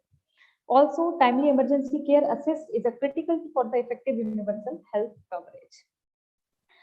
So impact of emergency care, over half of the death and third of the disability in low and middle income countries are from the condition treatable emergency care. So where we are now, so this is the comparison with the UK. So here it is projected that by 2020, we'll be having more than 5 lakh deaths globally from the trauma, and by 2025 it is more than 5 lakh deaths due to the trauma. This is very alarming sign. So what do we know? So injuries are the leading cause of death and disability. Injury deaths are much higher in low and middle income countries. Emergency care is effective at a limiting impact of the injuries and improving the outcome. Emergency care is a great integrated investment, improving the outcome of a range of health conditions. The UN and World Health Assembly has called the urgent action for strengthening the emergency care, and well-organized emergency care system can help to achieve many SDGs. So what next? So train frontline provider in a basic emergency care, as already discussed very detailed about with Vice Suresh Sharma sir. Conduct a national assessment with WHO emergency care system assessment. Implement the WHO trauma care checklist is one of the standard checklists I feel, and the WHO ICRC integrated triage tool. Conduct facility assessment, level assessment on emergency and trauma care capacity. Collect the use of data, facility improvement initiative via the WHO International Registry for the trauma and the emergency care. Thank you very much. Thank you, Dr. Rajni. Thank you very much. You can stop the screen sharing now. And thank you very much for giving us a global as well as the regional perspective about how the trauma patients are being managed as of now and what are the possibilities where we can improve. The house is open now and we can take questions from the panelists or any comments to make. Please. Sir, I just would like to add that all three presentations were wonderful by our distinguished speakers. Like in first presentation, as said by Dr. Suresh, like we need to upskill our existing nurses related to the trauma nursing.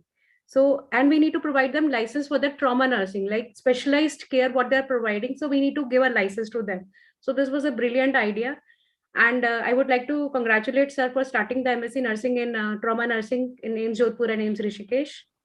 And in second presentation by Dr. Saraswati, ma'am has told about, she has enlightened, she was having a very enlightening session. She has told about how to manage the mass casualty and how we need to train our responders, the person who are at their quick reaction team. We need to train those responders.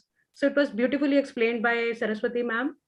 And in third presentation by Dr. Rajni, ma'am has highlighted the need of golden hour. That is, I think, very, very important to know. Like telling about the 3 hours, the right patient, the right place, the right time. So in India, there is a lack of public awareness.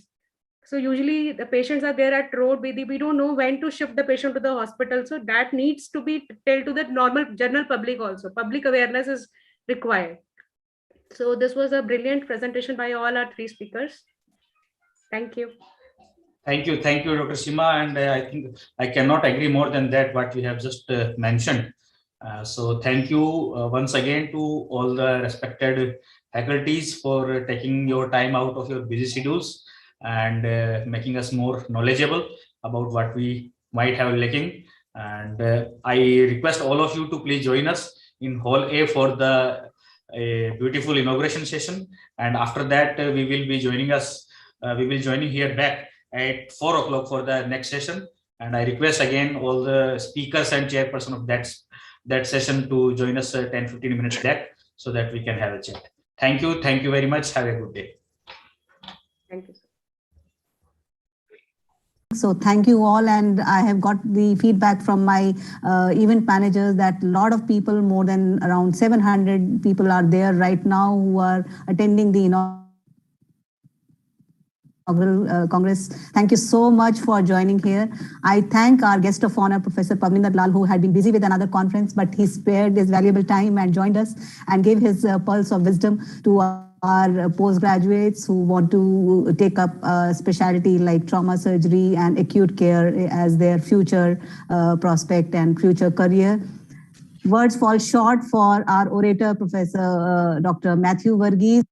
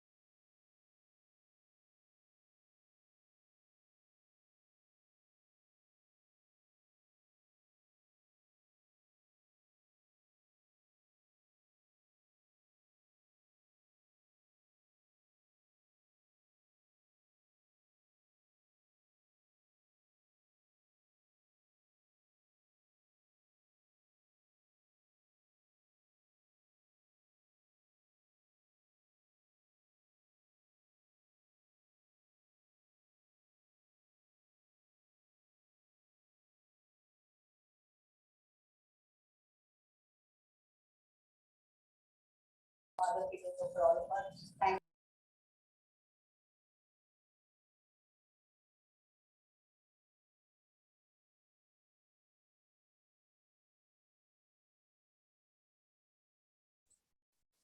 you. Very good evening. Good evening to all esteemed faculties. We are a little bit late because of delay in the inaugural session, but now we are back. So we are good to go with the session. And tech team. Hello. Anyone from tech team? Ma'am, Saraswati ma'am. We can hear you. Yeah, so you are the alone chairperson. Sorry to say, I think Professor Suresh supposed to be joined, but probably he's not in the panel as of now. So okay. I think we know that you can take care of full army, then you can very well take care of the session. So all burden on your soldier, ma'am. Yeah. So we are good. Tech team. Yeah. Hello. Yes, please. Anyone from tech team? Yes, sir. So we are good to go? Yes, sir. So on the count of 5? Or we are live? We are going live in 5, 4, 3, 2, 1. We are live. So good evening once again to the next session of the trauma nursing session after such a elaborative and knowledgeable inauguration session. And in this session we have as chairperson Professor Suresh Sharma. He is the Principal College of Nursing AIIMS Jodhpur. Unfortunately, due to his official commitment, he will not be able to join us. But we have one of the more senior faculty of nursing in our country, I would say, Brigadier S.V. Saraswati ma'am. Ma'am, very good evening again and welcome you for the next session as a chairperson, kindly take up and run the session.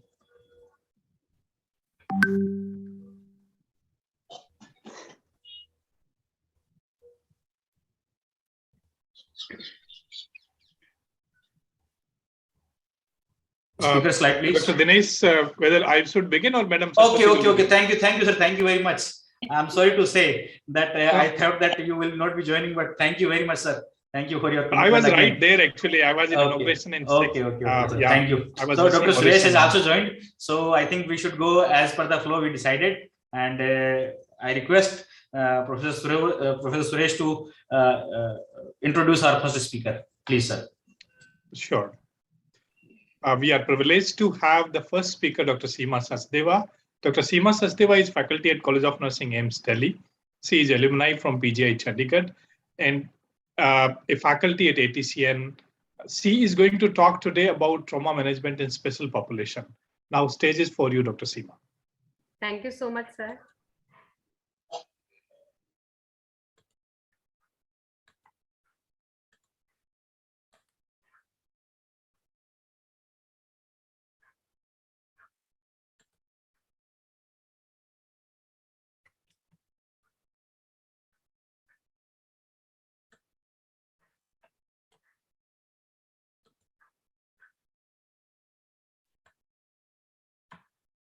So can you see my screen? Yes, we can see. Yes, ma'am, we can see. Kindly do it on the presentation mode. So I think you are presenting from the Google. So you can continue, ma'am. Continue with the same. Okay. So before I start, I would like to say thanks to the organizing team, to my chairperson. So the presentation, I want to make it on slideshow. Okay. So this is about. Okay. So this is a trauma management in special population. Special population means the vulnerable age group, the one needs a more attention. So we need to understand the mechanism of injury, the special attention to this specialized group. Like the special population, it comes the pediatric population, the geriatric population, and the pregnant ladies. The main objectives of trauma management is rapid identification, prioritization of traumatic injuries to pediatric population, geriatric population, and pregnant patients. First, we need to identify the trauma. We have to do the initial assessment, and we have to prioritize, and we have to see whether A, B, C, D is compromised. And accordingly, we have to provide the care to the patient. To review the assessment findings and discuss the treatment strategies. To manage the traumatic injuries to most challenging patients by delivering of most effective prioritized trauma care. Now coming to trauma in pediatric population. Trauma is the most common cause of morbidity and mortality in pediatric population. The children, they have their unique anatomy and physiology, which differs from an adult population, and it has to be considered at a time of pediatric trauma. We need to understand the mechanism of injury related to based upon their anatomical and physiological changes. Motor vehicle associated injuries and falls are the most common causes of death from the injuries in children of all ages. And the main goal is to prevent the death that occur from minutes to hours after injury, as it was told by the Rajni ma'am in the previous slides related to the golden hours.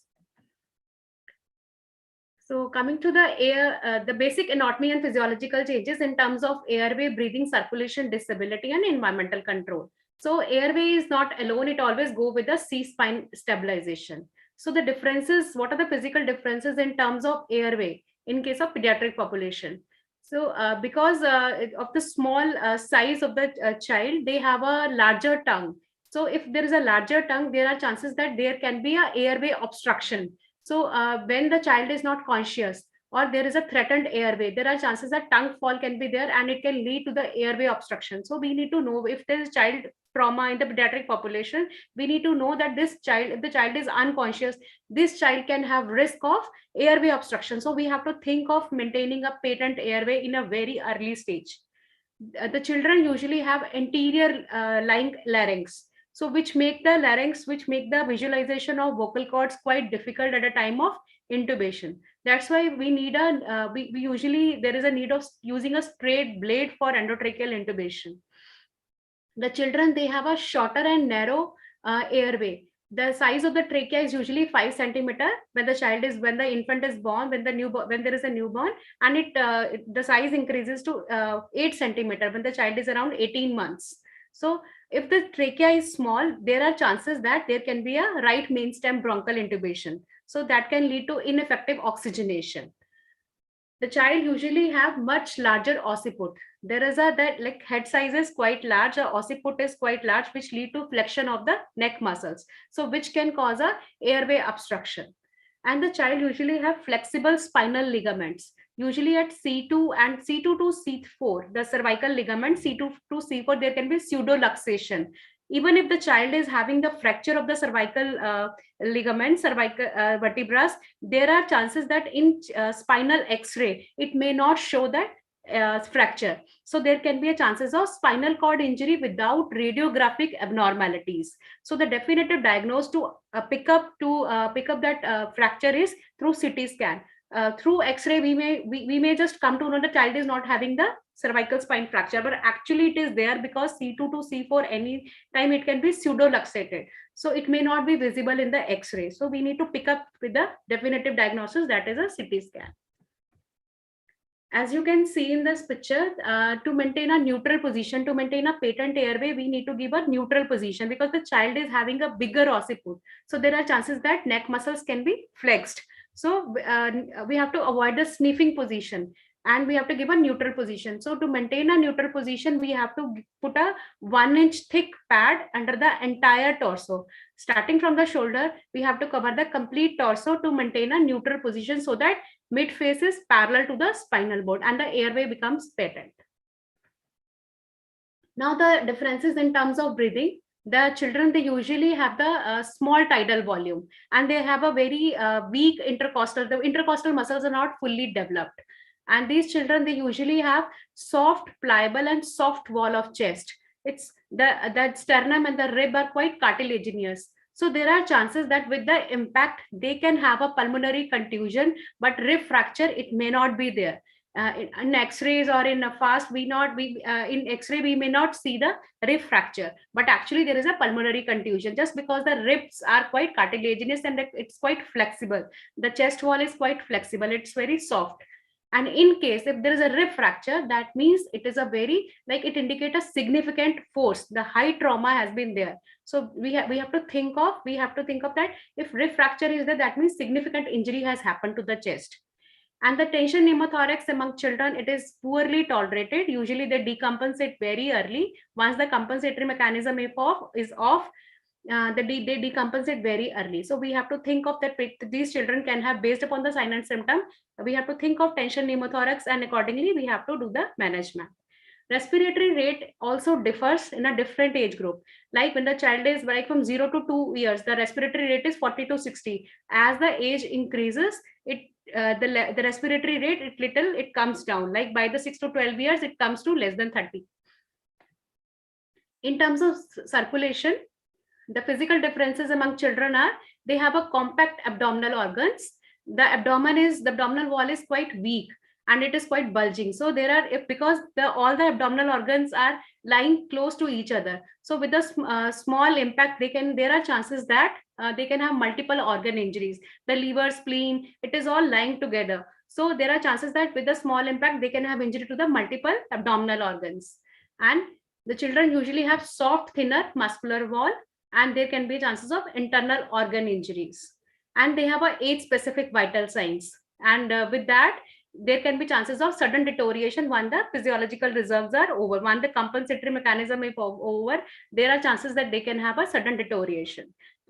And they have a smaller blood volume. Like in infant, the blood volume is around 80 ml per kg. And in children, the blood volume is around 70 ml per kg. So even a small amount of blood loss can lead to the shock in terms of children. They can, by the time we come to know they are in shock, they can already be there into the stage 3 or stage 4 shock because of smaller blood volume. the children, if they have a hypotension, usually hypotension, it happens late. Earlier, there is a tachycardia, and in the stage 3 or later stage, they have a hypotension. If it is a hypotension, then there is a time when there is a decompensated shock, like the compensatory mechanism has gone off and now the decompensation is started. So child deteriorate very early if the child is having the hypotension.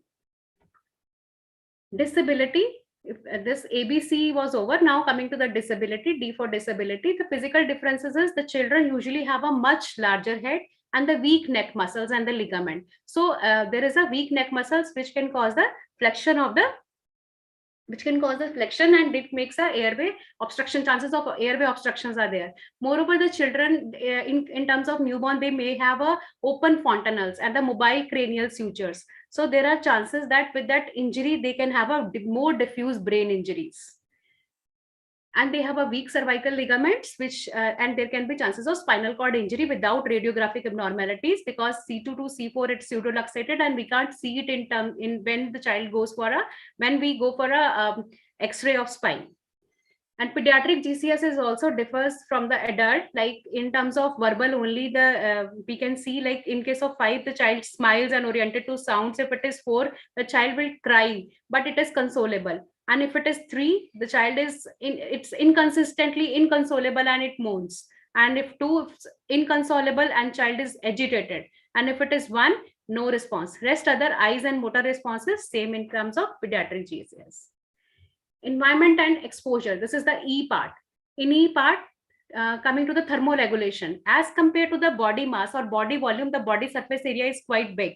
So if there's a large body surface area, the heat loss will be there. So among children, there are chances that there is a heat loss quite early. So they have moreover, they have a less insulation by subcutaneous fat. They have a thin skin, less subcutaneous fat, so thermoregulation is also less, so they will lose the heat. There are chances that they can go into the hypothermia, and with the hypothermia there are other complications which can develop, that is acidosis, or there can be coagulation problem. So these all 3 things can be there with develop with the hypothermia. So we need to take care of while managing the trauma children, we need to take care of maintaining the temperature also.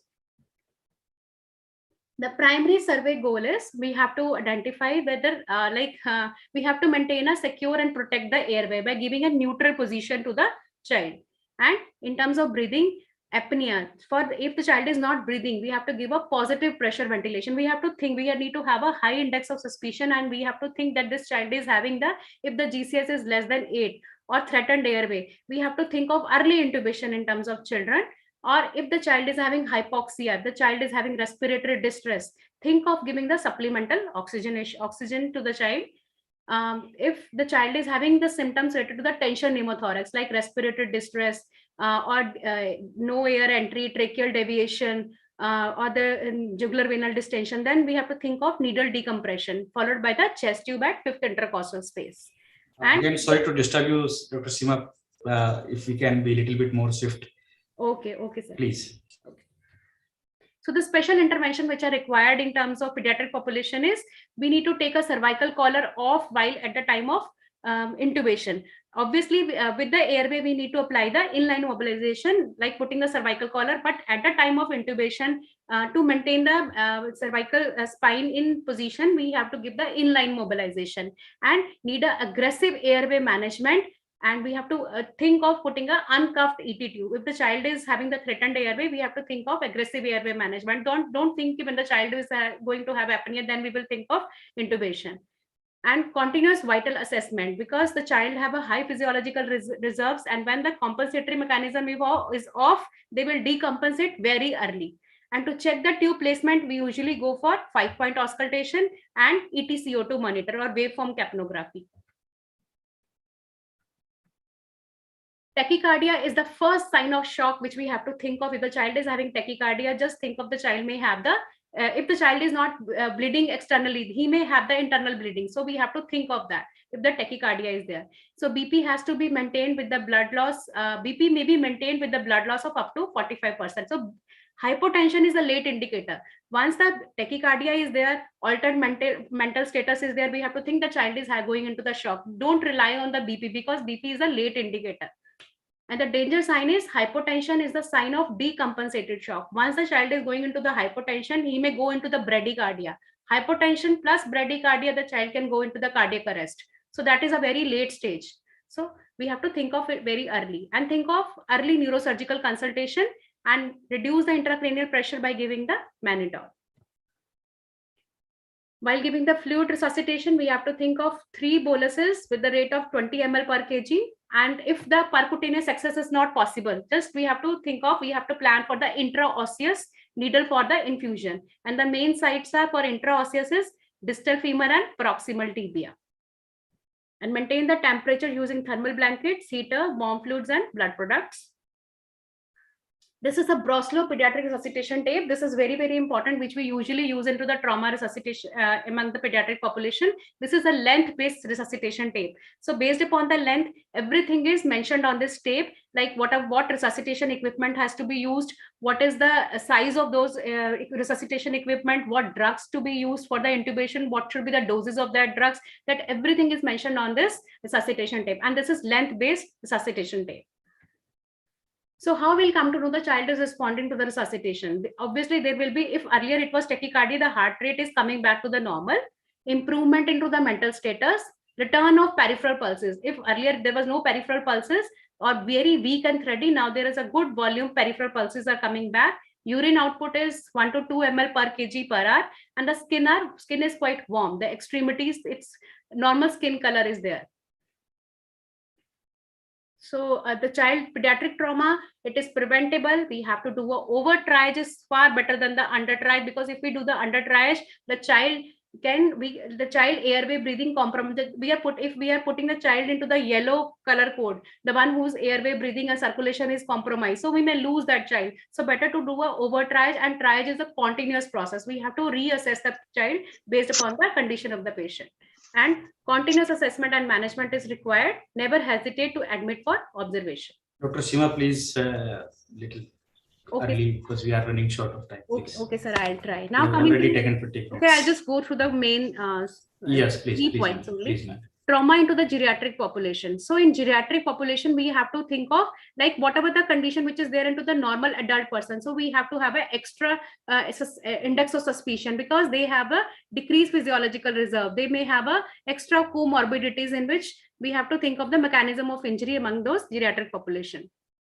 So fall is the most common cause of injury among the geriatric population. Among airway, they have the decreased reserves, which they may require the early intubation. The dentures, the cervical arthritis, it may cause the difficult intubation. So we have to think of difficult intubation for the geriatric population. We need to have adjuncts. While in the intubation trolley itself, we need to have adjuncts. For breathing, we need to think of careful oxygenation, because if we give a high oxygenation, they may go, already they are either COPD patients, they may have a carbon dioxide retention. So we have to think of careful oxygenation. They may have decreased lung elasticity, and the minor chest injuries, it may have a significant respiratory compromise. For circulation, there may be a decreased cardiovascular function and reserve, because of they may have the cardiovascular diseases. They may have a lower heart rate because they may be on beta blockers. They may have a low stroke volume. So we need to maintain the proper cardiac output by careful administration of the IV fluids.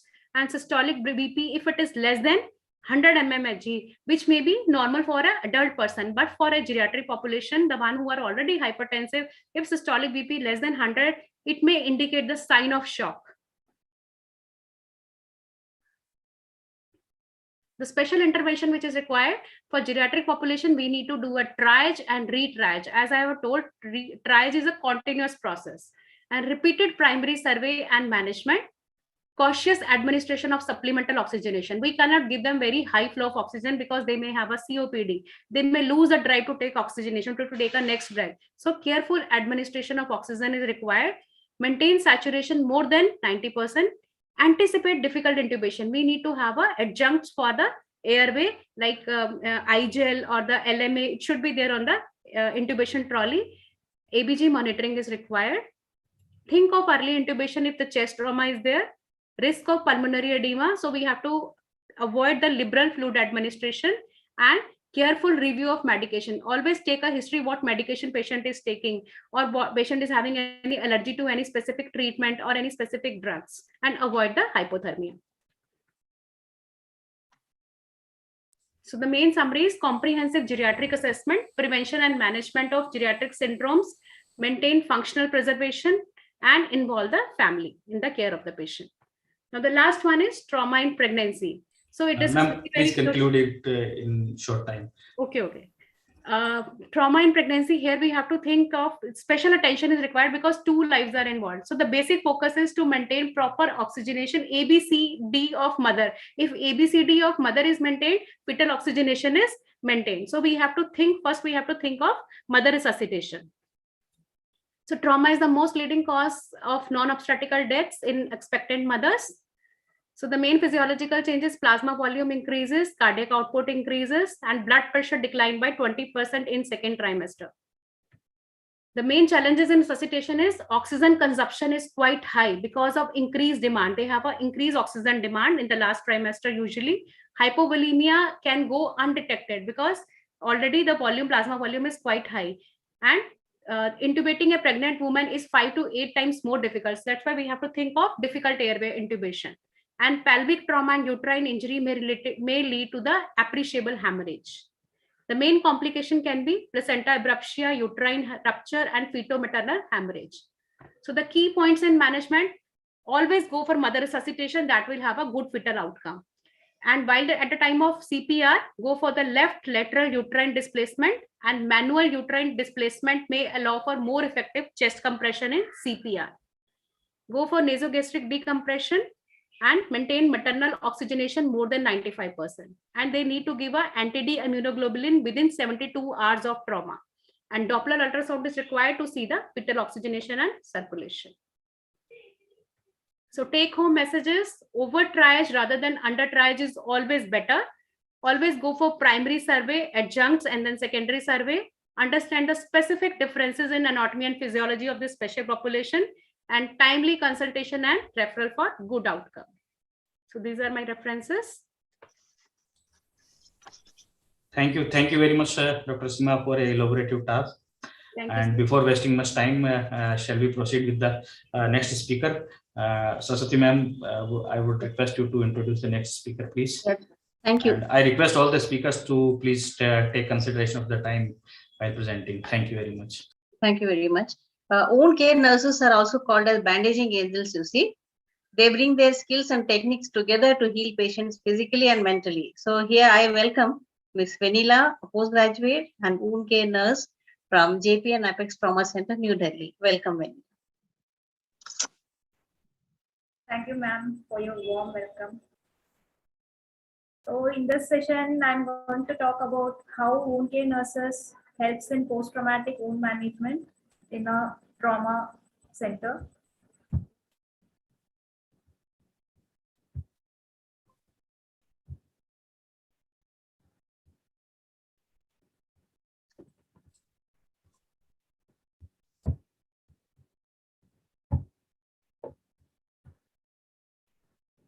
So the wound surveillance program started at JPNHSC as a new concept in January 2011. This program started with the following objectives, like to enhance consistency and continuity of care, to practice standardized wound care pathways and protocols, provide objective and accurate data for documentation as well as outcome measurement, to follow up of patient from admission till rehabilitation, to also participate actively in research, in service education and orientation programs. So, and also to involving prevention education and screening of high-risk patients. So who is a wound care nurse? The nurse who is assessed for wound care practices. Wound care nurse also teaches and train in preventive care. They are a link between patient, surgeon, and other healthcare professionals. They play a crucial teaching role in educating patients, family, caregiver regarding the home-based care. Their job is different from bedside nursing staff as they are involved in vertical management of patient from admission to discharge. So their job description is to ensure standard wound dressing practices, to ensure proper selection of dressing material, to give special attention to patients with complex traumatic wounds. They also ensure proper pain management. They ensure early ambulation of patients. They assess and minimize risk factors for pressure ulcers. They also give digital teaching plans and health education. They keep the record both manual and computerized. So we have our own roles and responsibilities. So in which first we'll see about in inpatient departments. So wound care nurses are posted in all inpatient area of trauma center, like all the wards and ICUs. So they will assess each patient admitted in the wards or ICUs, and they ensure proper pressure ulcer prevention and proper usage of appropriate dressing for the various wounds. So first, the wound care nurse will take over from the night duty staff about how many patients are there in the ICU or ward to know about the general condition of the patient. After taking over from the night duty staff, the wound care nurse will prepare the dressing trolley. She will arrange all the necessary items, the dressing items which is needed in the dressings in the dressing trolley. So after preparing the dressing trolley, the wound care nurse will do head-to-toe assessment of each and every patient admitted in the ward or ICU. So while doing head-to-toe assessment, the nurse will check about all the pressure points for any redness or skin peeling. She also checked for any abrasions or any missed injuries. So apart from that, in traumatic patients, the medical device related pressure injuries are more common. So the wound care nurse will assess all the medical devices which is applied to the patient for their proper padding as well as frequent change of position of saturation probe and BP cuff. Here I shared some of pictures which is related to pressure injury related to medical devices. And along with the head-to-toe assessment, the wound care nurse will do Braden scoring of each and every patient who is admitted in the ward or ICU. So the Braden score is a tool which is used to identify the high-risk patient who is prone to get pressure injuries. So this scale has a maximum score of 23 and minimum score of 6. So the patient who is having more than 18 score are considered no risk. The patient with a low score of 15 to 16 are considered mild risk. The patient with a score of 12 to 14 are considered moderate risk. And the patient with a score of less than 12 are considered high risk. Once the wound care nurse identified the high risk patient, then she will implement the pressure ulcer prevention protocol, which may include applying air mattress, educating the caregivers regarding the moist or wet linen has to be changed immediately, and also will educate the caregivers that the position of the patient has to be changed every second hourly, and skin care has to be given with a moisturizer, and also to give a protein rich diet, and also advised to avoid wrinkles on the bed as well as avoid friction shear pose while changing the bed sheets. So these are all may help to prevent the pressure ulcer in the high risk patients. So after doing patient assessment, the wound care nurse will actively participate in the faculty rounds along with the residents, physiotherapists, and assigned staff. So during this clinical rounds, the team will discuss about the wound condition of each patient, and they will decide what kind of dressing to be done for that particular patient. So after the rounds, the wound care nurse will assist the residents in doing dressing. So while assisting the dressing, the wound care nurse must ensure the following. So she should ensure the patient privacy is maintained. She also ensures that the proper pain giver or analgesic is given before the dressing is started for the each and every patient, because pain is also a important factor in wound management. So she ensures proper pain management before the dressing, at the time of dressing. So she also ensures the residents is following the aseptic technique throughout the dressing. And also she ensures that the particular dressing which is decided during the faculty rounds is done for that particular patient. So she also help the residents in selecting proper dressing material. And also they give psychological support during the dressing to the patients. So here are different kinds of dressing we are using in our trauma: hydrocolloid dressing, can be used in superficial wounds like abrasions. Semi-permeable adhesive film dressing can be used in post-operative wound dressings. Low adherent dressings may be used over the grafts or flaps. Foam dressings can be used in mild to moderate exudating wounds. Collagen dressings can be used in a cavity type wound, and AG dressing, that is silver dressings, can be used in infected wounds. So during the dressing, if the wound looks bad or like if wound is infected, the wound care nurse will collect the wound swab and send it to the microbiology lab. So the wound care nurse is also wound photography while assisting the dressing. For doing wound photography, we have to remove all the dressings and we have to remove as much as necrotic tissue as left from the wound. Then we have to clean the wound thoroughly with a saline. Then we have to hold the camera parallel to the plane of the wound with an optimal distance of 30 centimeters. So after wound photography, the wound care nurses also keep serial photography of each and every patient's wound, which will help us in a outcome measurement in the future. We also do wound measurements during the dressings. So by using wound measurement scale, it is also helps us in outcome measurement.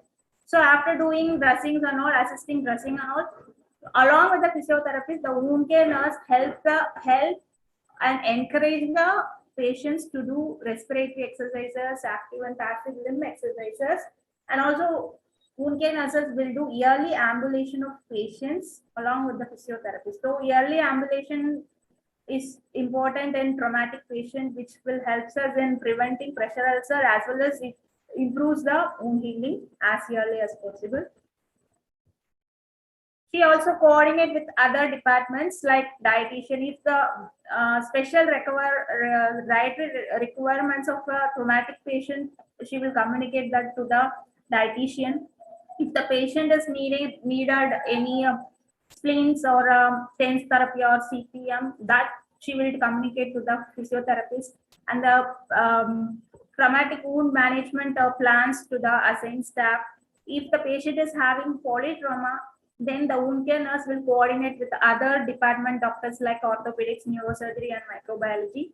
So after assisting the dressing, the wound care nurse also document the wound description of each patient in the computerized patient record system. So while documenting, she ensured or document about the tissue. How was the tissue? It was healthy or it is sloughy or it is granulating, and whether there is infection or inflammation or there is any excess moisture or whether the moisture is adequate, about the edges of the wound, whether it is regular or is there any undermining or tunneling, and also about the exudate, whether it is mild, moderate, or heavy.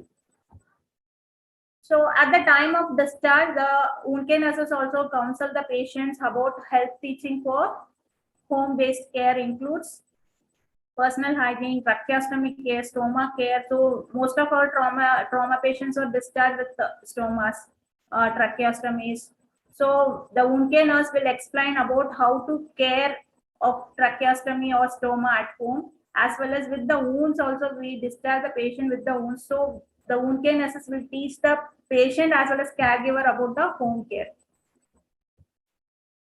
So in outpatient department, the wound care nurse attend every OPD of all the department to follow the patients with the chronic wounds. So in the OPDs, the wound care will maintain the registers. They do photography. They collect wound culture swabs. They also assist in the dressing. They give health education as per the patient need. They receive feedback from the patient, and they also explain about the next visit, when to come, where to come. So apart from that, we have a role in advanced wound management technique.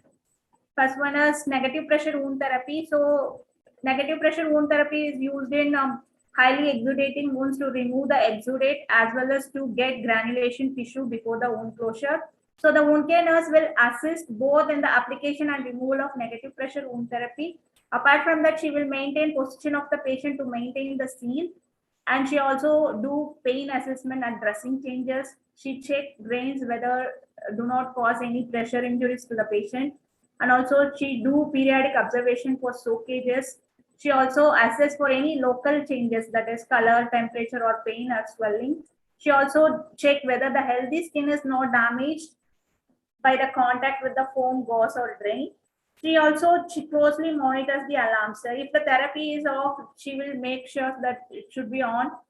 If therapy is off for more time, it can deteriorate the wound condition. If the canister is full, it has to be replaced immediately. Also, she checks air leak and do the proper sealing of air leak. Hyperbaric oxygen therapy. So it's a bloodless wound management method in which in trauma we have monoplace oxygen chamber unit. So in this HVOT unit is assisted by a wound care nurse. They do proper monitoring of all the patients receiving HVOT. They do serial photography and documentation of the same. So before starting the therapy, the wound care nurse ensures the following, like consent of patient, they are wearing cotton clothes at the time of therapy, removing artificial dentures, contact lenses, hearing aid, and they advise the patient do not come empty stomach for hyperbaric therapy. They also advise do not apply oil or cream on the body or hair. And also advise do not carry any electronic devices, valuables, or while coming for the therapy. If the patient is having tracheostomy or airway, that made to be clean, dry before the therapy. And all the wounds must have only dry dressing at the time of therapy. So dry dressing will help more absorption at the local site. And also for ENT clearance. So in hyperbaric oxygen therapy, we are giving 100% oxygen to the patient at a particular atmospheric pressure. So that pressure may cause eardrum damage.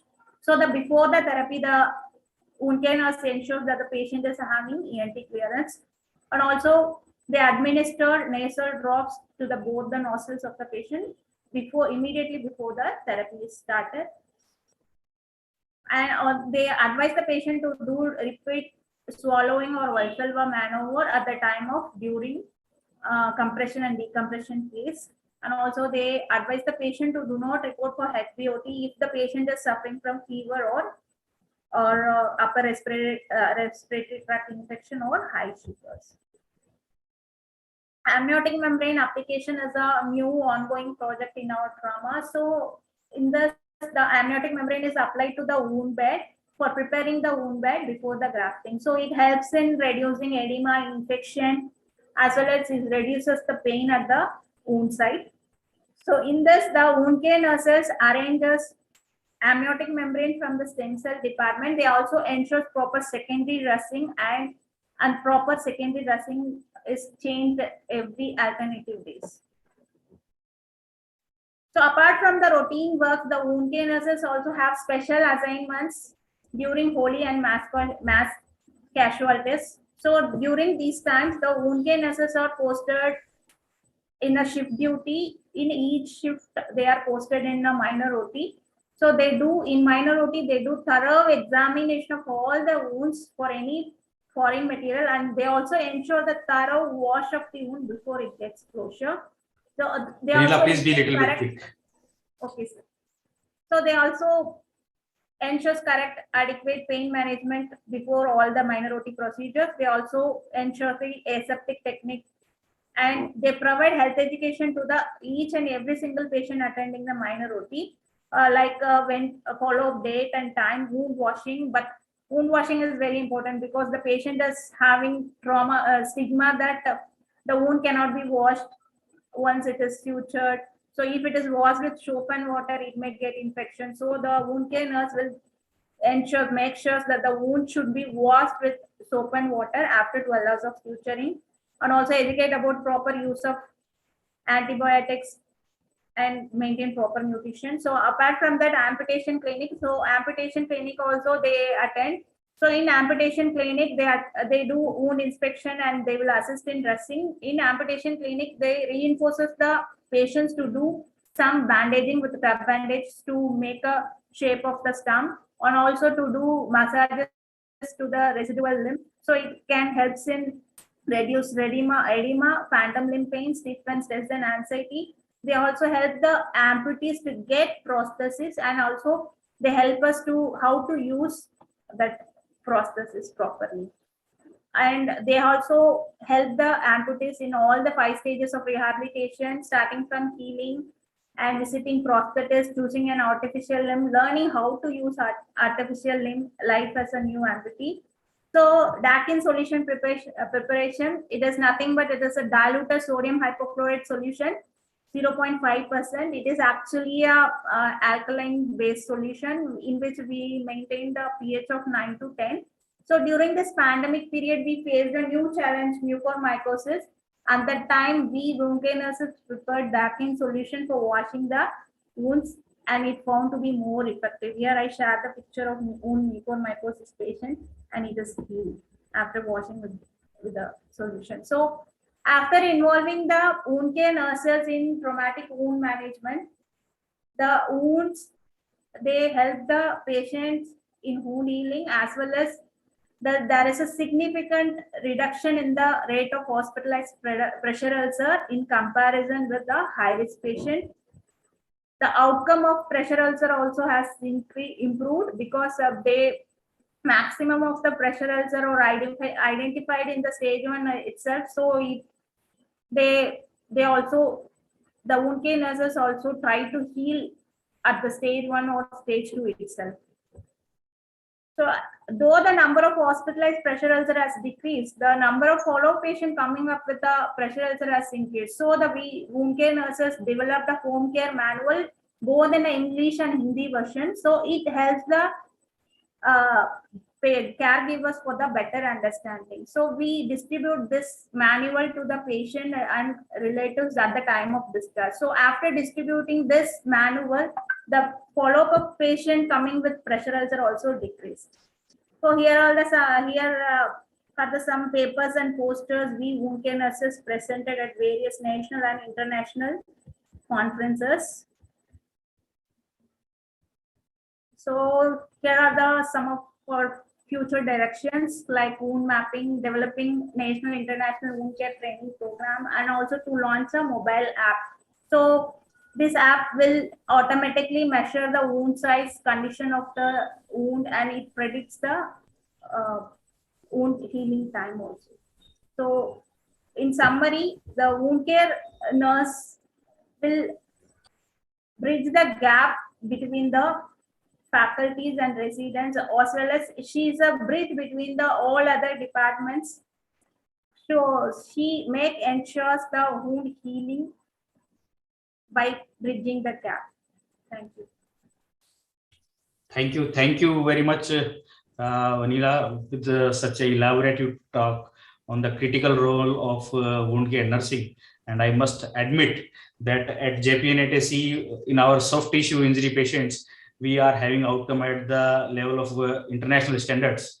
And that major contribution goes to Vanilla and his team of wound care nursing. And probably she is having much more, I would say, more information and knowledge about the wound care rather than my residents and me as a faculty. Thank you very much. Thank you so much, sir. So before proceeding further, if there are any questions, we can take up just 1 or 2 short questions from the panelists. Otherwise, I would request Dr. Suresh to invite our next speaker, please.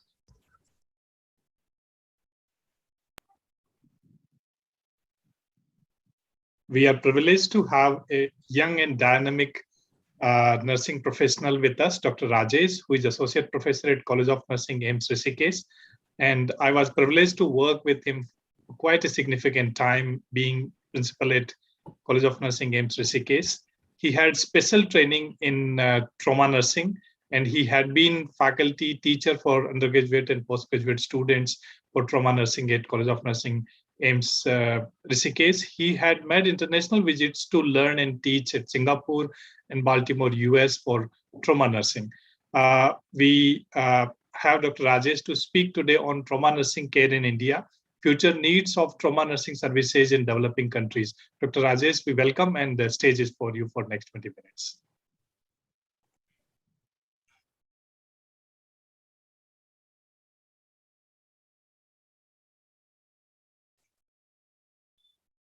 Hope my slide is visible, sir. Yeah, Yes, we we can can continue, please. Thank you, sir, for such elaborative achievements and introduction. You are always been a mentor and guide for all of us from here also and from that place also. And we always inspire by your academic excellence, and we are trying our best at this place. So it's a very late good evening right now because the things are got delayed in between. So I will quickly talk about trauma nursing care in India, future need of trauma nursing services in developing countries. So while preparing this session, I was seriously thinking about 2-3 things that why does some of developed countries like US, Australia, and New Zealand doing better in trauma management? Is the investing huge money on high cost equipment and high-end technologies worthwhile? Or there is something else for substandard trauma care and management in developing nation, including India, as well as China and many other like Bangladesh and many other countries. You will get the answer of these 2-3 questions in between the talk, and I will let you highlight. So let's see how the trauma nursing has been evaluated. So yes, I am, as Dr. Sharma said, I am privileged to visit this trauma center, Idam Kavli Shock Trauma Center, Baltimore, USA for 2 weeks as to get a training of orientation and to start up trauma center at our place, since it was in the beginning stage, but now it is very well established and working well. So 2 nurses, Elizabeth Scanlon and Jane Tarrant, they were the first trauma nurses, and they set up an example of high-level physician and nurse collaboration with equal responsibility in trauma management. So basically, when we talk about trauma, it's not about that nurses are more important or doctors are more important. It's basically work or come as a team. When you work as a team and when you work in a good collaboration, there will be good output start coming. And they highlighted a couple of nursing role in trauma, including like continuous monitoring is required. We know about that relationship of mechanism of injury with the output or subsequent complication, physiological and psychological response to trauma by trauma victims, and importance of restoration of body function. So the role of nurses are very vital and very key in trauma management and trauma care, and we have to understand it at this level. This is high time. So what trauma nursing basically means for us? So in Western countries, when we talk, trauma nursing started long before, and some of the countries are doing very well, like in US, in Australia, in London, and in Ireland. Many other countries are doing very well. So they are highly specialized body of knowledge. Nurses, they are having PG degrees. They will help to understand mechanism of injury and the resulting pathophysiological response to insult. Attend an exhaustive education and rigorous training protocol. Definitely, they will go through a training that more or less, to our residents or our consultant, what they work in the trauma setup, often involving care of people with critical and life-threatening injuries, and that is very difficult job, since they are in the 24-hour duty, 365 days, and they know the progress. And when we visiting the shock trauma center, I was so overwhelmed with the response of the doctors or the consulting physicians, that they are taking whole progress of the case from a nurse who is there as a RN, and they are making the decision, not making the changing of decision of protocol based on the response of the RN. So the role of RN was quite more in that setup, and that should somewhere we have to inculcate in our setting as well. So when we see the characteristics and functions, so in the right side of presentation, you can see the characteristics that they are one of the most intense, fast-paced profession in healthcare. Multidisciplinary team of trained experts. There are different kind of trauma nurses are there, including trauma nurse coordinator, ICU nurses, and many other trauma team like ACLS, Code Blue, many other type of nurses are there. These fearless nurses care for the patient with life-threatening injuries from work accidents, physical, violence, burn, and crashes, just to name a few. Favorable outcome are well documented of a designated trauma team. As I discussed, that nurses are not only important. When we talk about the favorable outcome of a trauma team, it goes to a teamwork, that how physician and nurses and many other people like paramedics are working together for saving a life of the patients. primarily focus on resuscitation and stabilization of the victim. So that is the main role. Though before resuscitation in pre-hospital care, their role is also very well documented, and we'll discuss about that. So basically how they will function. So they will start from the first aid. Like in paramedics, we have seen in a developed country like Singapore, they have trained paramedics, trained EMS, that they will have a diploma of 9 months, and they know how to stabilize the C-spine, how to give the first aid, how to stop bleeding, how to correct the pneumothorax at the site. And once the patient will be settled, they will bring the patient, and they will have a dedicated checklist. And that checklist, while transferring the patient to the ER or trauma center, they will give what they have done and what is left. And they will do the CPR, they will care for the wounds, administer IV fluid, blood products, emergency medicines, reassure patient, family member. Yes, this is very important actually.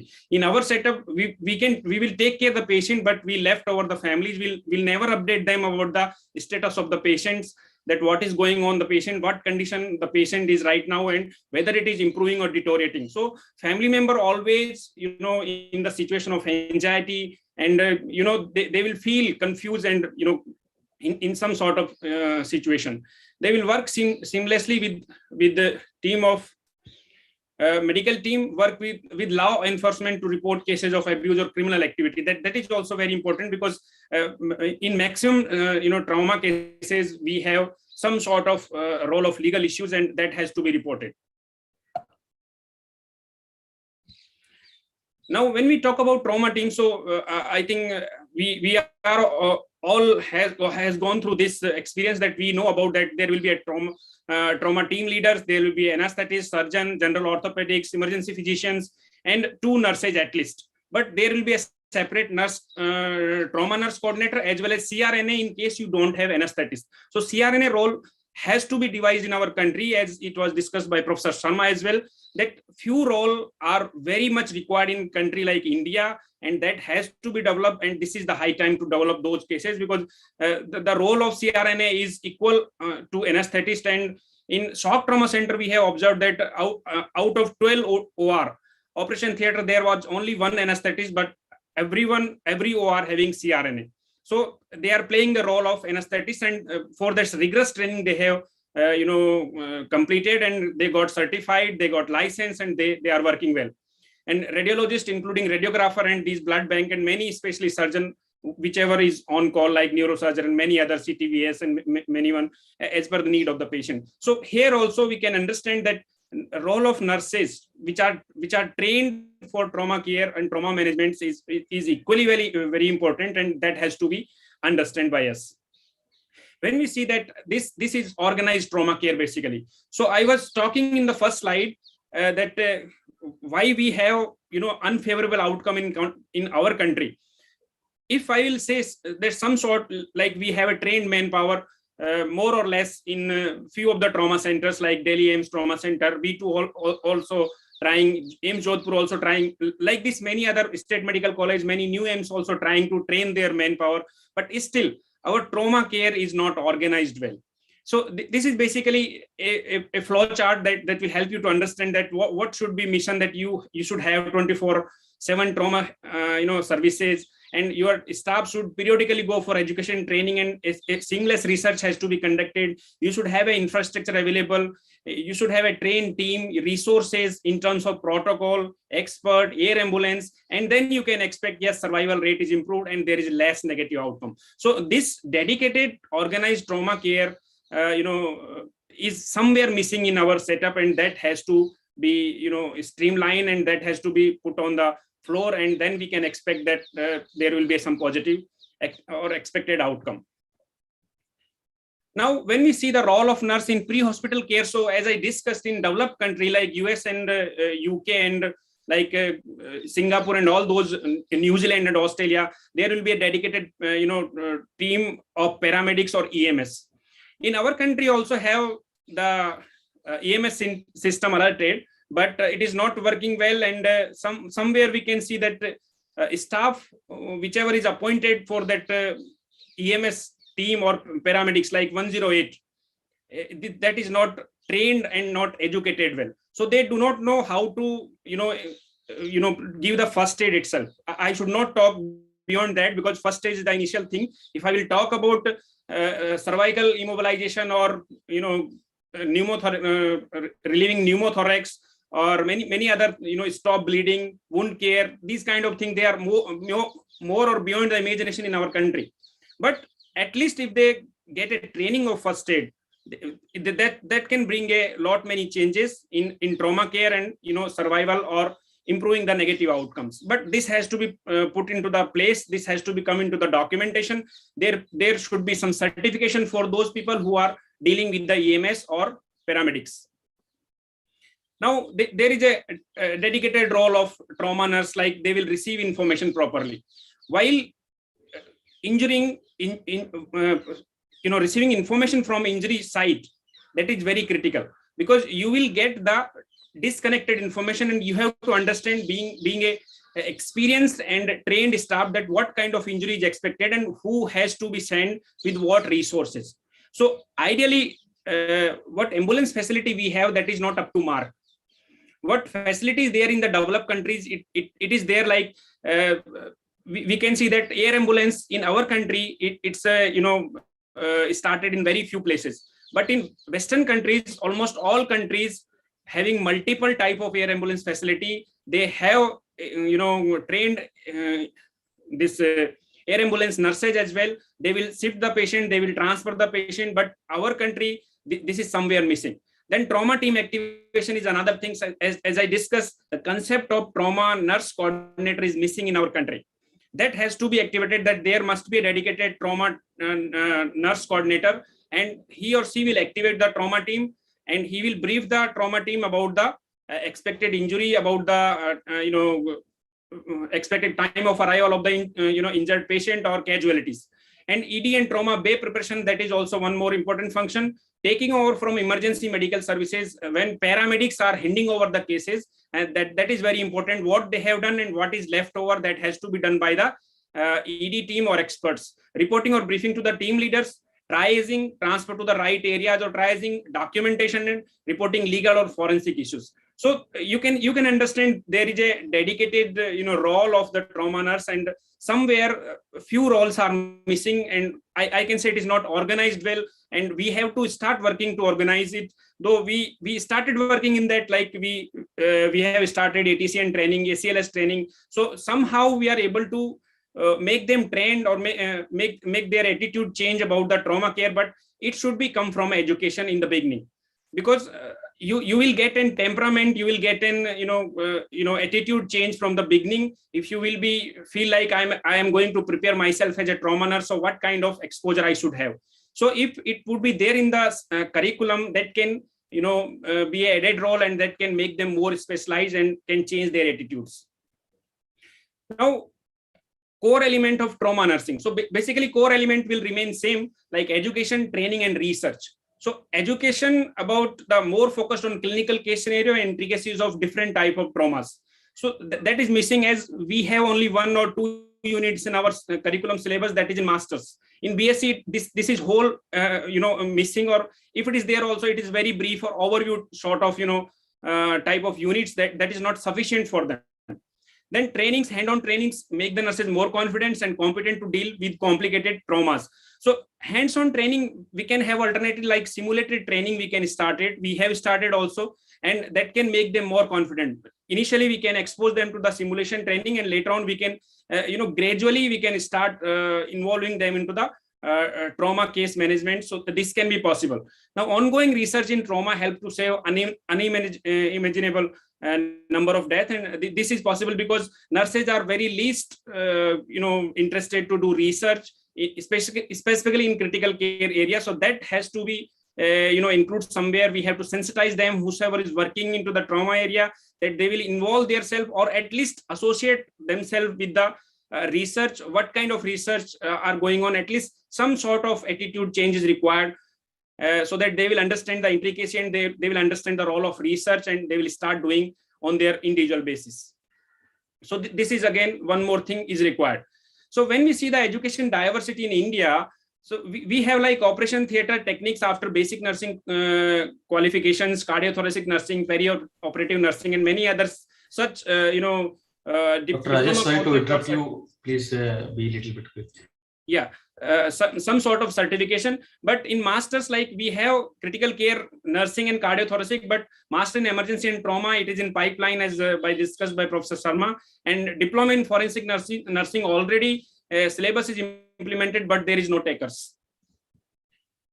So specialty trauma certification in nursing is required depending on where you work. You might be required to get additional certificate, emergency nurse, pediatric course, especially the trauma nursing core competency, certified flight registered nurse, certified emergency nurse, and certified transport registered nurse. So your area will decide in which area you are working. As per the need of that area, you can be certified, and for that some certification and some licensing process should be there. Now, as I was talking, there are many universities which are in the Western countries, they are providing, training in the trauma or emergency. These are some university I was quickly able to find out, and we can follow these university, or we can take as a benchmark, and we can start processing our things. Now, trauma nursing in developing nation like China. So there is not much difference, no formalized and coordinated trauma system, nor has a mature national level trauma registry, no official recognized paramedic profession. Whosoever is paramedics, either they are doctor or nurses, but they are ordinary doctor or nurses. They are not specifically trained for paramedic. There is no proper communication information for pre-hospital services. That is also there in our country. Only road ambulance, no air system, since it is high cost. However, many hospitals start establishing trauma center in the China. So there was a research like in 2008 to 2017, around 10 or 11 year research. They highlighted that more resources and efforts should be devoted to pre-hospital EMS for pre-hospital EMS demand and prolonged emergency response time. Now, post-resuscitation and rehabilitation challenges in China and India, there is lack of integration of trauma and other departments. We can see like specifically major department like orthopedic, neurosurgery, these are lacking somewhere in integrity, and that has to be come up. Lack of trained paramedics, no formalized trauma system, and only level 1 and 2 trauma center attached to medical and super specialty center, though now government initiated to upgrade the medical college to trauma 1, 2 and 3 center. Pre-hospital are not up to mark.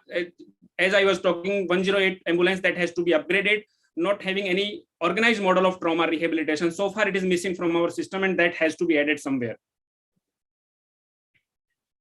Now, future of trauma nursing, as I discussed, we started a couple of things like air ambulance facility. We started ACLS, ATLS, ATCN, Team Code Blue, and recently the very first course pre-hospital trauma life support is started in AIIMS Rishikesh, and hopefully other AIIMS will also follow. And some of the courses are in pipeline, and we will start implementing those, and will start soon. When we see that future of trauma management need robust trauma services, facility, resources, and awareness on top of that, identification of accident black spot by Ministry of Road and Transport, compliance to National Road Safety Policy, that is very much required. Emergency medical services for roadside assistance, specifically for rescue, first aid, and transport, and capacity building and preparing more trauma nurses. This job is taken care by STN, and luckily we are able to take it up to the next level, and we are start training our trauma nurses, and we are doing better than earlier. Use of simulation to train nurses is need of hour, and that's all new AIIMS, I think. And Delhi AIIMS is also started, and more trauma specialization on Western scenario that is also required. So some of the courses started, maybe in the future, some of the things will come up, and they will also start. So government also has taken initiative. Government set up trauma care facility every 100-kilometer radius along the national highway. Rajesh, please sum up. We have to wind up. Yes, sir. Please. Only 1 or 2 slides, sir. Guideline on capacity building for trauma cares, and we are celebrating every year World Trauma Day for creating awareness on trauma and road safety. So take home message: to meet this colossal challenges, trauma nursing can play a vital role, and organized pre-hospital and trauma care are the need of hour, and we have to look into that. More specialized trauma courses after basic nursing education is need of ours.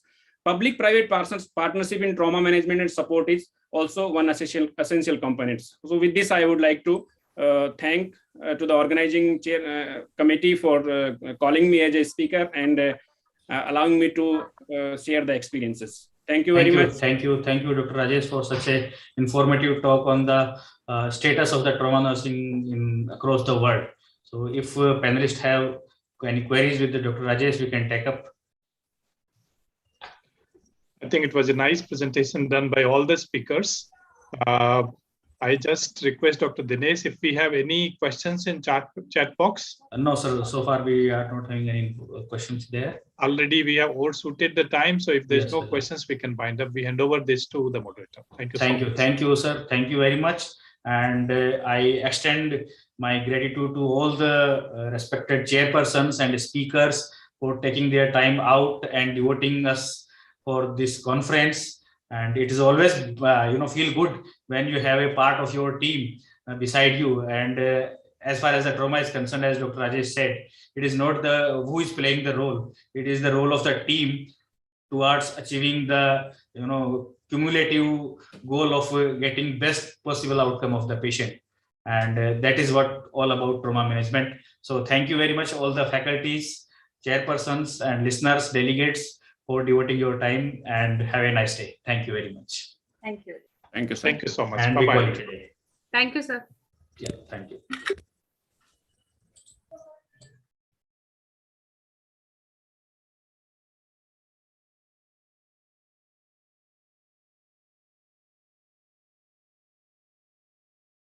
Yeah, tech team, we can close the session.